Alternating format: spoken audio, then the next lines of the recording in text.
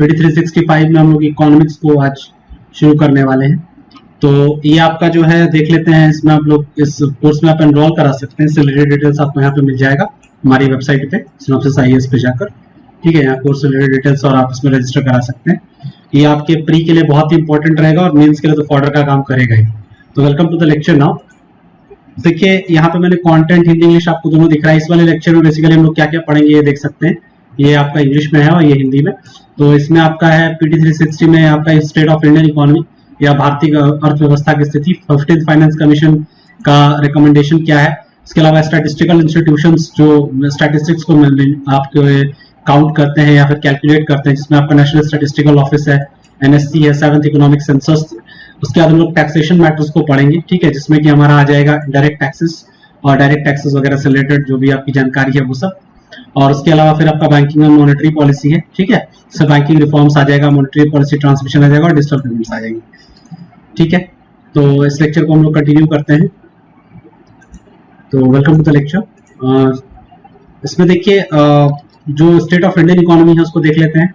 तो सबसे पहले तो जीडीपी आपको पता है कि आपके यहाँ जो नेशनल इनकम है, नेशनल इनकम, ठीक है, उसको हम लोग कैसे मेजर करते हैं आपको पता होना चाहिए। Net national product at factor cost, ठीक है। Net national product at factor cost क्या कहलाता है, आपका नेशनल इनकम कहलाता है। तो नेट नेशनल प्रोडक्ट तो आपको मैंने इकोनॉमी में का जब लेक्चर दिया था तो बताया था जीडीपी, जीएनपी, एनडीपी और एनपी में, ठीक है, क्या डिफरेंसेस हैं, इसको मैं पढ़ा चुका हूँ पहले भी।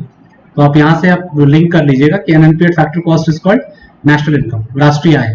तो राष्ट्रीय आय में आप देखिए जीडीपी क्या होता है। जीडीपी एक्चुअली मेजर करता है इंडियन इकोनॉमी के ग्रोथ को। जैसे आप लोग ने देखा होगा ग्रोथ रेट बताया जाता है 6% है या फिर 7% है। तो बेसिकली हम लोग क्या बताते हैं, जीडीपी में ग्रोथ बताते हैं कि पिछले साल के रेफरेंस में अभी इस साल कितना ग्रोथ हुआ। इस जीडीपी डाटा को कौन रिलीज करता है, तो नेशनल स्टैटिस्टिकल ऑफिस रिलीज करता है। ये पूछा जा सकता है कि कौन से इंस्टीट्यूशंस हैं, तो नेशनल स्टैटिस्टिकल ऑफिस इसको रिलीज करता है, जो कि आपका किसमें आता है, मॉस्पी में आता है, ministry of statistics and programme implementation में आता है। तो अभी ये बताया गया है कि आपका जीडीपी जो है बेसिकली आपको कोविड का केसेस भी चल रहा है और जीडीपी में जो है आप ग्रोथ रेट में नीचे क्या है, गिरावट है। तो इसके दो वजह है प्रोमिनेंट इसमें बताई गई है। स्लो डाउन की दो वजह, एक तो स्ट्रक्चरल रीजंस है, दूसरा साइक्लिक फैक्टर्स है। तो देखिए स्ट्रक्चरल रीजंस क्या होते हैं इसको मैं समझता हूँ और समझाता हूँ आपको। तो स्ट्रक्चरल रीजंस बेसिकली कहते हैं जिस द वे इकोनॉमी वर्क्स, ठीक है, द वे इकोनॉमी वर्क्स या जो सिस्टम इन्वॉल्व है, ठीक है, उसको हम लोग क्या कहते हैं, स्ट्रक्चरल रीजंस कहते हैं। जैसे इसमें आप इसको रिफॉर्म करने के लिए क्या सकते हैं, ये टेक्टोनिक शिफ्ट के बारे में। टेक्टोनिक शिफ्ट का मतलब ये है कि आपको बहुत ही बड़ा major change is called tectonic shift. जब आप एक बहुत बड़ा बदलाव करते हैं तो this is called tectonic shift, ठीक है। और किस मामले में हम लोग स्ट्रक्चरल रिफॉर्म्स कहेंगे, उसको इंप्रूव करने के लिए या स्ट्रक्चरल रीजंस जिन वजहों से स्लो डाउन हो रहा है। तो इसकी दो वजह हैं कि इंडस्ट्री और मार्केट के जो काम करने का तरीका है, दैट इज स्ट्रक्चरल रीजन। अच्छा, स्ट्रक्चरल रीजन क्या होता है? स्ट्रक्चरल रीजन बेसिकली अगर मैं कहूं, यहाँ पे मैंने जैसे बताया कि स्ट्रक्चरल रीजन में आपका हम लोग बात करते हैं फैक्टर्स ऑफ प्रोडक्शन पे, मतलब whatever that is related to factors of production। मैंने आपको बताया था कि फैक्टर्स ऑफ प्रोडक्शन कौन कौन से हैं, ये इकोनॉमी के लेक्चर में हम लोग पढ़ चुके हैं। 4 है, ठीक है, land, labour, capital and entrepreneurship. ये आपके 4 क्या हैं, 4 आपके बेसिकली क्या है, ये आपके 4 फैक्टर्स ऑफ प्रोडक्शन है। इन्हीं चारों को ऐड करके कोई भी प्रोडक्शन होता है। तो जब आप इन चारों को आप रेफरेंस लेके किसी तरह का कोई बदलाव करना चाहते हैं तो this is called structural reforms. तो ये क्या होता है कि स्ट्रक्चरल अगर आपको रिफॉर्म्स करने हैं तो आपको चेंज करना पड़ेगा basis of factors of production, जैसा हमने 1991 के एलपीजी रिफॉर्म्स में किया था। एलपीजी रिफॉर्म्स आपको पता है, लिबरलाइजेशन, प्राइवेटाइजेशन एंड ग्लोबलाइजेशन, ठीक है। यहां हम लोगों ने क्या किया था कि हम लोगों ने चेंज कर दिया था the way we think about economy. Economy के बारे में जो हम सोचते हैं उसको हमने यहाँ पे क्या किया था, चेंज किया था। तो ये बेसिकली आपको जो है बहुत मेजर टेक्टोनिक शिफ्ट या मेजर चेंजेस लेके आने पड़ेंगे, तभी स्ट्रक्चरल फैक्टर्स या स्ट्रक्चरल रीजंस को हम लोग इंप्रूव कर सकते हैं। वो साइक्लिक फैक्टर्स या चक्रीय कारक क्या होता है? तो देखिए चक्रीय कारक तो बहुत सिंपल सी बात है। अगर आप इकोनॉमी को समझते हैं तो इकोनॉमी बेसिकली हर जगह देखेंगे देयर इज अ फेज, जब बूम करती है फिर डूम करती है, फिर बूम करती है फिर डूम करती है। तो इकोनॉमी प्लस माइनस होता रहता है, ठीक है। जैसे अभी कोरोना की वजह से नेगेटिव चल रहा है, फिर ऊपर जाएगा, ठीक है, फिर नीचे जाएगा। तो ये तो आपका बिजनेस साइकिल है, ये तो होता ही है, ठीक है। एक ऐसा फेज आएगा जब क्या होगा, बूम आएगा, एक ऐसा फेज आएगा जब बूम होगा। तो ये जो, और ये अपने आप होता है, इसके लिए कोई रीजंस नहीं है। तो देखिए एक्चुअली यहाँ पे जो माइनस वाला पार्ट है, ठीक है, तो जो जब आप यहाँ पे होते हैं साइकिल की वजह से, तो this is called cyclic factors. मतलब बिजनेस साइकिल का डूम फेज चल रहा है, तो दैट इज साइक्लिक फैक्टर्स। अब आपको यहाँ पे जानने की जरूरत है कि किन चीजों में, जैसे एलपीजी रिफॉर्म्स के थ्रू हमने क्या किया था, स्ट्रक्चरल रीजंस को इंप्रूव करने की कोशिश की थी। साइक्लिक फैक्टर्स में क्या होता है कि जब नेगेटिव फेज होता है तो इसके लिए रिफॉर्म्स क्या क्या हो सकते हैं। जैसे अभी एक एग्जांपल मैं आपको यहाँ देना चाहूंगा कि भारत सरकार ने भी 20 लाख करोड़ का एक राहत पैकेज दिया है। तो देखिए ये स्ट्रक्चरल रिफॉर्म्स को या स्ट्रक्चरल फैक्टर्स को इंप्रूव नहीं कर सकता है, लेकिन वो क्या कर सकता है, ये साइक्लिक फैक्टर्स या साइक्लिक रीजंस को सही कर सकता है। ये एक तरह से देखिए, अगर साइक्लिक रीजंस की वजह से अगर इकोनॉमी में स्लो डाउन चल रहा है, तो हम लोग फिस्कल या मॉनेटरी मेजर्स लेके क्या कर सकते हैं, इसको इंप्रूव कर सकते हैं, इसको बेटर कर सकते हैं। तो आपको ये समझना होगा कि एक्चुअल में इकोनॉमी में किस वजह से स्लो डाउन है। तो अभी जैसे आप देखेंगे तो कोविड में आपका बेसिकली जो बड़ा फैक्टर एक्चुअली ये सीधा सीधा एक तरह से एक कोरोना की वजह से आप समझ सकते हैं कि एक फेज ऑफ डिप्रेशन आ गया है, या फेज ऑफ कह सकते हैं कि डूम चल रहा है, ठीक है। तो यहाँ पे हम लोग मॉनेटरी एंड अलग जो फिस्कल मेजर्स है उसके माध्यम से इसको हम लोग इंप्रूव कर सकते हैं। तो गवर्नमेंट क्या कर सकती है, फिस्कल मॉनेटरी स्टिमुलस लेके आ सकती है। जैसे देखिए 2008 से फेड रिजर्व कर रहा है मॉनेटरी ईजिंग, और बैंक ऑफ जापान भी कर रहा है। तो ये साइक्लिक चेंजेस हैं। अच्छा, अब यहाँ पे एक कॉन्सेप्ट है जो इंडियन सिनेरियो में एक और केस आपको देखने को मिलता है, that is staggered perspective of inflation. This is also called stagflation. मतलब इसको हम लोग हिंदी में आड़ी तिरछी मुद्रास्फीति भी कहते हैं। अच्छा, स्टैगफ्लेशन क्या है, देखिए इंडियन कॉन्टेक्स्ट में समझते हैं। सबसे पहले इसके लिए आपको समझने की जरूरत है कि फिलिप कर्व क्या होता है। देखिए फिलिप कर्व क्लासिकल इकोनॉमिक्स का एक बहुत स्टैंडर्ड टर्मिनोलॉजी है, कॉन्सेप्ट है। ये कहता है कि इन्फ्लेशन जो होता है वो क्या होता है, डायरेक्टली प्रोपोर्शनल है एम्प्लॉयमेंट के।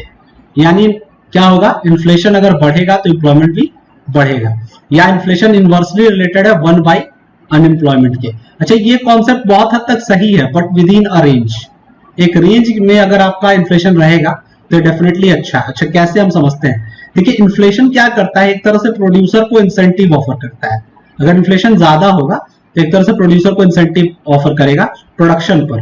तो अगर इन्फ्लेशन ज्यादा है तो जितना ज्यादा प्रोडक्शन होगा उतना ज्यादा क्या होगा, प्रॉफिट होगा किसके पास, प्रोड्यूसर के पास। तो प्रोडक्शन ज्यादा बढ़ाने के लिए क्या करेगा प्रोड्यूसर, नए नए फैक्टर्स ऑफ प्रोडक्शन को डिप्लॉय करेगा, और फैक्टर्स ऑफ प्रोडक्शन को जब डिप्लॉय करेगा तो डेफिनेटली लेबर इनपुट लेगा, लेबर इनपुट बढ़ाएगा, तो इससे क्या होगा, एम्प्लॉयमेंट बढ़ेगा, ठीक है। तो आप यहां समझ सकते हैं। लेकिन अब दूसरी बात देखते हैं कि अगर इन्फ्लेशन ज्यादा है, इन्फ्लेशन अगर ज्यादा होगा, suppose this inflation rate is very high like in case of India, तो इन्फ्लेशन अगर ज्यादा है तो क्या होगा, कोई भी प्रोडक्शन करने के लिए, ठीक है, आपके 4 फैक्टर्स ऑफ प्रोडक्शन की जरूरत है। तो जिसमें लैंड है, लेबर है, कैपिटल है और एंटरप्रेन्योरशिप है। अगर इन्फ्लेशन ज्यादा है तो लैंड की कॉस्ट बढ़ जाएगी, लेबर का कॉस्ट, लेबर वेजेस बढ़ जाएंगे, कैपिटल भी महंगा हो जाएगा, और क्या होगा, एंटरप्रेन्योरशिप भी महंगी हो जाएगी। तो इसकी वजह से ओवरऑल जो आपका देखेंगे तो ये कॉस्ट जो है किसी भी प्रोडक्ट का हाई हो जाएगा। और अगर ये कॉस्ट बहुत हाई हो जाएगा तो लोगों के पास, चूंकि ओवरऑल इन्फ्लेशन की वजह से उनका बाकी चीजों में खर्च बहुत ज्यादा होगा, तो उनके पास जो बचा हुआ नेट डिस्पोजेबल इनकम है वो कम हो जाएगी। उस वजह से क्या करेंगे, वो डिमांड में कमी आ जाएगी, और डिमांड में कमी अगर आ गई तो क्या होगा, उस केस में इसमें धीरे धीरे समझिए तो प्रोडक्शन को कट डाउन करना पड़ेगा, और प्रोडक्शन अगर कट डाउन करना पड़ेगा या कम करना पड़ेगा तो क्या होगा, धीरे धीरे एम्प्लॉयमेंट क्या होगी, घटेगी। तो देखिए अगर इन्फ्लेशन ज्यादा है तो ये घट जाएगा, ठीक है। तो देखिए इस तरह से ये रिलेटेड है। अच्छा, ये भारत में अगर कहूं तो 4% इन्फ्लेशन को आइडियल माना गया है।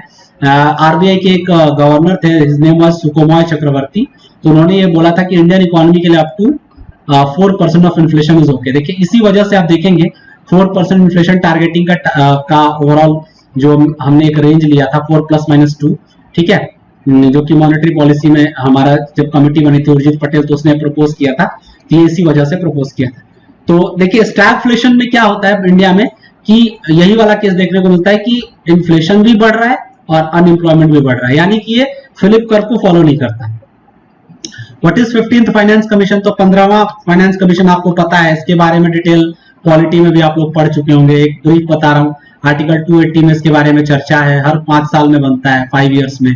भारत का राष्ट्रपति क्या करता है, इसको बेसिकली क्या करता है, इसको 15th फाइनेंस कमीशन को मैंडेट देता है या इसको अपॉइंट करता है इसके मेंबर्स को, 5 मेंबर्स होते हैं, ठीक है। और ये लोग क्या करते हैं, रिकमेंडेशन देते हैं। रिकमेंडेशन देंगे किस किस मामलों में, तो सेंटर जो है वो divisible pool of central taxes का कितना भाग स्टेट्स के साथ शेयर करेगा, ठीक है। उसके लिए कौन से प्रिंसिपल्स होंगे जो गाइड होंगे। उसके अलावा लोकल गवर्नमेंट जिसको हम लोग कहते हैं पंचायती राज एंड आपके क्या है दूसरा अर्बन बॉडीज के लिए या म्युनिसिपैलिटीज के इंप्रूवमेंट के लिए सेंटर स्टेट गवर्नमेंट्स को कितना देगा, ठीक है। उसके अलावा ग्रांट्स के लिए क्या फीचर्स गवर्न होंगे, ठीक है, ग्रांटी नेट के लिए। तो ये सारे क्या है उसके बारे में बात करता है। तो रिकमेंडेशंस क्या है पता होना चाहिए। तो इसमें क्या था, 14th फाइनेंस कमीशन से 1% डिक्रीज कर दिया है स्टेट का शेयर, 42% था, 14th में 41 है। इसमें फिर से क्या किया गया, परफॉर्मेंस रिलेटेड इंसेंटिव लेके आए हैं, ठीक है, कि परफॉर्मेंस बेटर होगा राज्यों का तो हम इंसेंटिव देंगे, ठीक है। तो दो कौन से फैक्टर्स है इसमें, डेमोग्राफिक परफॉर्मेंस है, दूसरा टैक्सेशन एफर्ट्स। तो ये दोनों मतलब पॉपुलेशन कंट्रोल मेजर्स अगर यूज कर रहा है कोई, ठीक है, स्किलिंग भी कर रहा है, मान लीजिए डेमोग्राफिक परफॉर्मेंस का मतलब है स्किलिंग कर रहे हैं आप, या ह्यूमन डेवलपमेंट इंडिकेटर्स बेहतर कर रहे हैं, ये सारी चीजें क्या ये आपका डेमोग्राफिक परफॉर्मेंस है। और टैक्सेशन में कलेक्शन में भी आप एफर्ट्स जो है देखें तो अगर मान लीजिए टैक्स बेस बहुत चौड़ा हो रहा है, मतलब काफी वाइडन हो रहा है, टैक्स कलेक्शन बढ़ रहा है, तो इन सब चीजों पे भी देंगे। इसने रेकमेंड किया है कि आप सेंट्रली स्पॉन्सर्ड स्कीम सीएसएस को, ठीक है, आप क्या करिए, रैशनलाइज करिए। उसके अलावा इसने बोला है कि एक common there should be a common accounting principle जो कि स्टेट और सेंटर फॉलो करे अकाउंटिंग, बजटिंग और ऑडिटिंग स्टैंडर्ड में। और इसने क्या किया, 14th फाइनेंस कमीशन के कंपैरिजन में लोकल बॉडीज का जो डेवोल्यूशन है उसको बढ़ा दिया उसके लिए फंड में। अब कुछ स्टैटिस्टिकल इंस्टीट्यूशंस हैं जो भारत सरकार के लिए डेटा कलेक्शन का काम करती हैं, उसको हम लोग यहाँ समझ लेते हैं। जैसे पहला है जिसको हम कहते हैं नेशनल स्टैटिस्टिकल ऑफिस। तो हाल में भारत सरकार ने ये तय किया है कि हम सीएसओ और एनएसएसओ को मिला देंगे, पहले दोनों अलग अलग था, ठीक है, तो और उसको मिला के क्या करेंगे, एनएसओ बना देंगे, और इसको हम लोग एमओएसपी में रख देंगे। ये काम क्या करता है, तो लार्ज सैंपल सर्वेस करता है। अच्छा, एनएसओ में 4 डिवीजन है, survey design and research division, field operations division, data processing division और सर्वे कोऑर्डिनेशन डिवीजन। बस इतना ही पता होना चाहिए, मिनिस्ट्री आपको पता होनी चाहिए। Then there is a commission called national statistical commission, newspaper में आप हमेशा सुनते होंगे बहुत बार, ठीक है। ये आपका रंगराजन कमेटी के रिकमेंडेशन पे साल 2005 में यूपीए गवर्नमेंट ने इसको शुरू किया था। ये एक नोडल बॉडी है जो कोर स्टैटिस्टिक्स से डील करती है। इसमें कोई लीगल बैकिंग नहीं है, इस वजह से ये इसका सबसे बड़ा चैलेंज है कि ठीक है, कि चूंकि इसका लीगल बैकिंग नहीं है तो एक तरह से whims and fancies of central government पर क्या होता है, ये एक तरह से रिलाई करता है, मतलब जैसा वो चाहेंगे वैसा करेंगे। ये एडवाइजरी बॉडी है, चीफ एडवाइजरी बॉडी, ठीक है। इसका रिकमेंडेशन बाइंडिंग नहीं होगा, एडवाइजरी है तो डेफिनेटली बाइंडिंग नहीं होगा। इसके कंपोजिशन क्या है, पार्ट टाइम चेयरपर्सन होता है, 4 फुल टाइम मेंबर्स होते हैं, और नीति आयोग का जो चीफ एग्जीक्यूटिव ऑफिसर है ये एक्स ऑफिशियो मेंबर है इसका। और इसमें इसी को हम लोग नीति आयोग का जो एग्जीक्यूटिव सीईओ है उसको लोग चीफ स्टैटिस्टिशियन ऑफ इंडिया भी कहते हैं, ठीक है। अच्छा, 7th इकोनॉमिक सेंसस शुरू हुआ। इसमें इस सेंसस की खास बात क्या है, दिल्ली भारत का 26वां राज्य है जहां ये सर्वे किया जा रहा है, लेकिन यहाँ पे सबसे अच्छी बात क्या है, पहली बार भारत में डिजिटल प्लेटफॉर्म को हम लोग पूरी तरह से यूज कर रहे हैं स्टैटिस्टिक्स या डेटा कलेक्ट करने के लिए। और इकोनॉमिक सेंसस की शुरुआत 1978 में हुई थी, बस इतना ही। अच्छा, टैक्सेशन मैटर्स में देखते हैं क्या है, तो इनडायरेक्ट टैक्सेस क्या है, तो देखिए ऐसे टैक्सेस, अब यहाँ पे मैं टैक्सेस को मैं पढ़ा चुका हूँ पहले, तो देखिए डायरेक्ट टैक्सेस और इनडायरेक्ट टैक्सेस लोग पढ़ते होंगे। तो एक सबसे बड़ा दिक्कत क्या है कि लोग क्या कहते हैं, डायरेक्ट टैक्सेस मतलब जो डायरेक्ट कलेक्ट होता है, इनडायरेक्ट टैक्सेस मतलब जो इनडायरेक्ट कलेक्ट होता है। देखिए ये डेफिनेशन बहुत क्लियर नहीं है। देखिए डायरेक्ट टैक्सेस का मतलब होता है जहां पे आप टैक्स लायबिलिटी को शिफ्ट नहीं कर सकते, मतलब यदि आपको टैक्स देना है तो आप ही दोगे, ठीक है। बट इनडायरेक्ट टैक्सेस में क्या होता है, आप टैक्स लायबिलिटी को शिफ्ट कर सकते हैं। मतलब प्रोड्यूसर क्या करेगा, मान लीजिए प्रोड्यूसर होलसेलर को शिफ्ट कर देगा, होलसेलर रिटेलर को शिफ्ट कर देगा, रिटेलर कंज्यूमर को शिफ्ट करेगा, और अंत में क्या करेगा, कंज्यूमर भरेगा। देखिए यहाँ पे tax liability from producer to wholesaler, wholesaler to retailer, retailer to consumer shift हो रहा है, और फाइनल वैल्यू में भरेगा, और इसमें क्या होगा, इनडायरेक्ट टैक्सेस का कंपोनेंट होगा। लेकिन आप डायरेक्ट टैक्सेस में क्या होता है, ऐसा नहीं कर सकते। जैसे अगर कंज्यूमर का कोई इनकम है तो यही भरेगा, ये शिफ्ट नहीं कर सकता। तो ये बेसिक डेफिनेशन है आपके इनडायरेक्ट टैक्स और डायरेक्ट टैक्सेस का। अच्छा, डेफिनेटली इंडिया में क्या है, इनडायरेक्ट टैक्सेस से जो कलेक्शन होता है वो डायरेक्ट टैक्सेस से ज्यादा है, क्योंकि इनडायरेक्ट टैक्सेस लगभग सब लोग देते हैं, लगभग सारे के सारे गुड्स में किसी कोई ना कोई कंपोनेंट ऑफ टैक्स लगा हुआ होता है। तो इनडायरेक्ट टैक्सेस का एक पार्ट है जिसको हम लोग जीएसटी कहते हैं। जीएसटी में क्या रिसेंट में चेंजेस हुए हैं, क्या इंपॉर्टेंस देखते हैं। तो पहले जीएसटी को समझते हैं कि ये destination based consumption point tax है, मतलब जहां पे कंज्यूम होगा वहां भरेगा, ठीक है। और लगभग सारे के सारे इनडायरेक्ट टैक्सेस जीएसटी में कंज्यूम सब्स्यूम कर लिए गए हैं, लेकिन ऐसे कौन कौन से एक्सक्लूडेड है ये याद रहना चाहिए, आपको पूछ सकता है। कस्टम ड्यूटी को शामिल नहीं किया गया है, anti dumping duty, central excise on petroleum products पर नहीं लगता है, वैट ऑन अल्कोहल पर ह्यूमन कंजम्पशन के लिए जो वैट है वो नहीं लगता है, स्टैंप ड्यूटी इसमें इंक्लूडेड नहीं है, प्रॉपर्टी टैक्स पर नहीं है, प्रोफेशनल टैक्स नहीं है। जीएसटी किस पर लेवी किया जाता है? तो जीएसटी करेंटली किन किन इस पर लेवी किया जा रहा है? ऑन एवरी प्रोडक्ट, किस किस पर सिर्फ नहीं है? पेट्रोलियम प्रोडक्ट्स पर नहीं है, अल्कोहल पे नहीं है, रियल एस्टेट पे नहीं है और इलेक्ट्रिसिटी पे नहीं है। तो ये आपके चार इंपॉर्टेंट है, इसको आप याद रखिएगा, इस पर इंप्लीमेंट नहीं होता है। अब जीएसटी से रिलेटेड कुछ टर्मिनोलॉजीज, इसमें एक जीएसटी काउंसिल है जो कि इसकी एडमिनिस्ट्रिंग बॉडी है। It is actually a constitutional body, संवैधानिक संस्था है। आर्टिकल 279A में इसके बारे में बात की है। डेफिनेटली कॉन्स्टिट्यूशनल बॉडी का मतलब है at least one of the articles और at least an article in the constitution is dedicated to this very body. तो डेफिनेटली 279A में जीएसटी काउंसिल की बात की गई है, तो ये आपकी कॉन्स्टिट्यूशनल बॉडी है। ओके, ये रेकमेंड करता है स्टेट गवर्नमेंट और यूनियन गवर्नमेंट को जीएसटी से संबंधित। अच्छा, इसका चेयरपर्सन कौन होता है? यूनियन फाइनेंस मिनिस्टर होता है, और बाकी राज्यों के और फाइनेंस मिनिस्टर्स यहाँ पे होते हैं, उसके मेंबर्स। हर डिसीजन को क्या किया जाता है? Majority of the weighted vote से लिया जाता है। Then there is a concept in GST that is called reverse charge mechanism. Reverse charge mechanism क्या है? नॉर्मली क्या होता है कि जो आपका गुड्स जो सप्लायर है बेसिकली वही क्या करता है? जीएसटी पे करता है गुड्स एंड सर्विसेज में। लेकिन रिवर्स चार्ज मैकेनिज्म में क्या होता है कि बायर इसको बेयर करता है, मतलब जो खरीद रहा है। तो ये रिवर्स चार्ज है, उल्टा हो गया। नॉर्मली क्या होता है, इसको कहां पे प्रैक्टिस करते हैं? जो नॉन रजिस्टर्ड यूजर्स हैं, जो जीएसटी कंप्लायंट नहीं है बेसिकली, वो इसको बेयर करते हैं। Then what is e-way bill? E-way bill एक तरह का बिल है जहां पे आप कोई भी अगर गुड्स को आप कैरी कर रहे हैं, कोई भी कंसाइनमेंट कैरी कर रहे हैं जिसकी वैल्यू मोर देन 50,000 है, ठीक है, तो आपको एक ई-वे बिल रखना पड़ेगा साथ में, जिसको चेक किया जा सकता है चेक पॉइंट्स पे, ठीक है। इसके बिना आप वो नहीं कर सकते, अदरवाइज पेनल्टी लग सकती है। नेशनल एंटी प्रॉफिटियरिंग अथॉरिटी क्या है? ये एक स्टैट्यूटरी बॉडी है, central goods and service tax के सेक्शन 171 से इसको बनाया गया है, ठीक है। अच्छा, ये इंश्योर करता है कि जीएसटी का कोई भी रेट कट हो तो वो कंज्यूमर्स तक या रेसिपिएंट्स तक पास हो, और अगर नहीं होगा तो वो क्या करेगा? उस पर पेनल्टी लगा देगा। Then there is a concept of direct tax code. ये काफी पुराना मैटर है, अरविंद मोदी कमेटी बनी थी 2008 में, उस समय से इस पर बात चल रही है। तो हाल में फिर एक टास्क फोर्स है, अखिलेश रंजन कमेटी ने इसके बारे में क्या किया है? एक ड्राफ्ट लेजिस्लेशन लेके आई है। ये भारत के डायरेक्ट टैक्स लॉज को क्या करना चाहता है? सिंप्लीफाई करना चाहता है और यूनिफाई करना चाहता है। अच्छा, इसमें कुछ डायरेक्ट टैक्सेस से संबंधित कुछ इंपॉर्टेंट क्लॉजेस हैं जो कि लिबरलाइजेशंस हैं या टर्मिनोलॉजीज हैं, जैसे एलआरएस है, लिबरलाइज्ड रेमिटेंस सिस्टम, साल 2004 में आरबीआई द्वारा शुरू किया गया था। This RBI, it was introduced by RBI and ये अलाउ करता है रेजिडेंट को कि वो क्या कर सकते हैं? कुछ अमाउंट ऑफ मनी देश के बाहर भेज सकते हैं, ठीक है। और ये क्या है? ये किसको किसी भी फ्रीली कन्वर्टेबल फॉरेन करेंसी में हम लोग कन्वर्ट कर सकते हैं। बाई बैक टैक्स क्या है?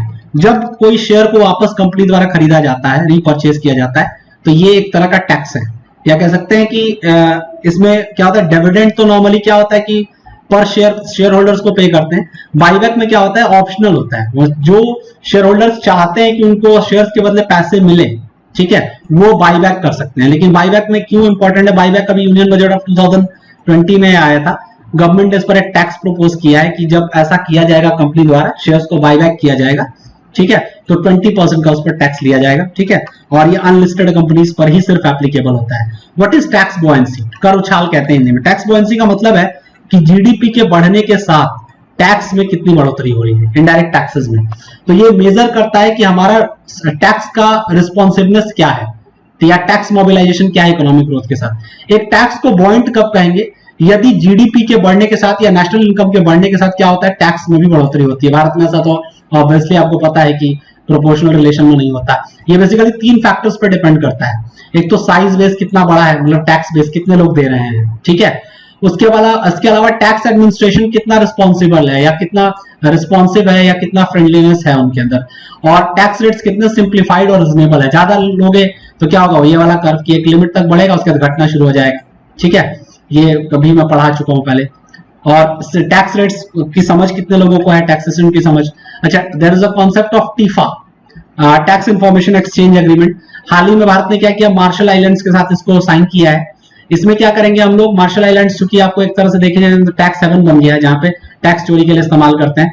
तो ये लोग इनेबल करेगा कि मार्शल आइलैंड्स के साथ हम लोग इन्फॉर्मेशन शेयर करेंगे, बैंकिंग ओनरशिप इन्फॉर्मेशन, ताकि क्या किया जाए? International standards of tax transparency को लाया जा सके। Then there is a very prominent concept that is called base erosion and profit shifting, BEPS. ये G20 और OECD का दिया हुआ कॉन्सेप्ट है।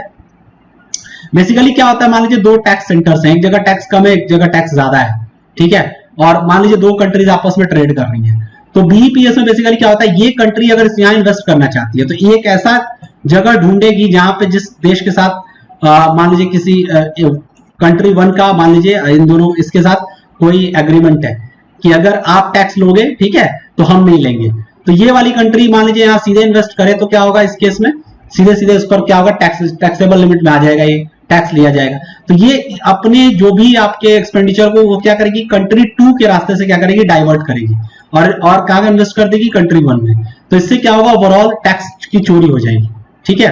तो नॉर्मली यहाँ पे क्या करती है, जो बड़े बड़े कॉर्पोरेट्स होते हैं अपने प्रॉफिट को किसी दूसरे लोअर टैक्स रेवेन्यूज की तरफ शिफ्ट करके और वापस क्या करती है, री इन्वेस्ट कर देती है। तो इससे क्या होता है, बेसिकली टैक्सेशन में चोरी हो जाता है, इससे fairness and integrity of tax system questionable हो जाता है।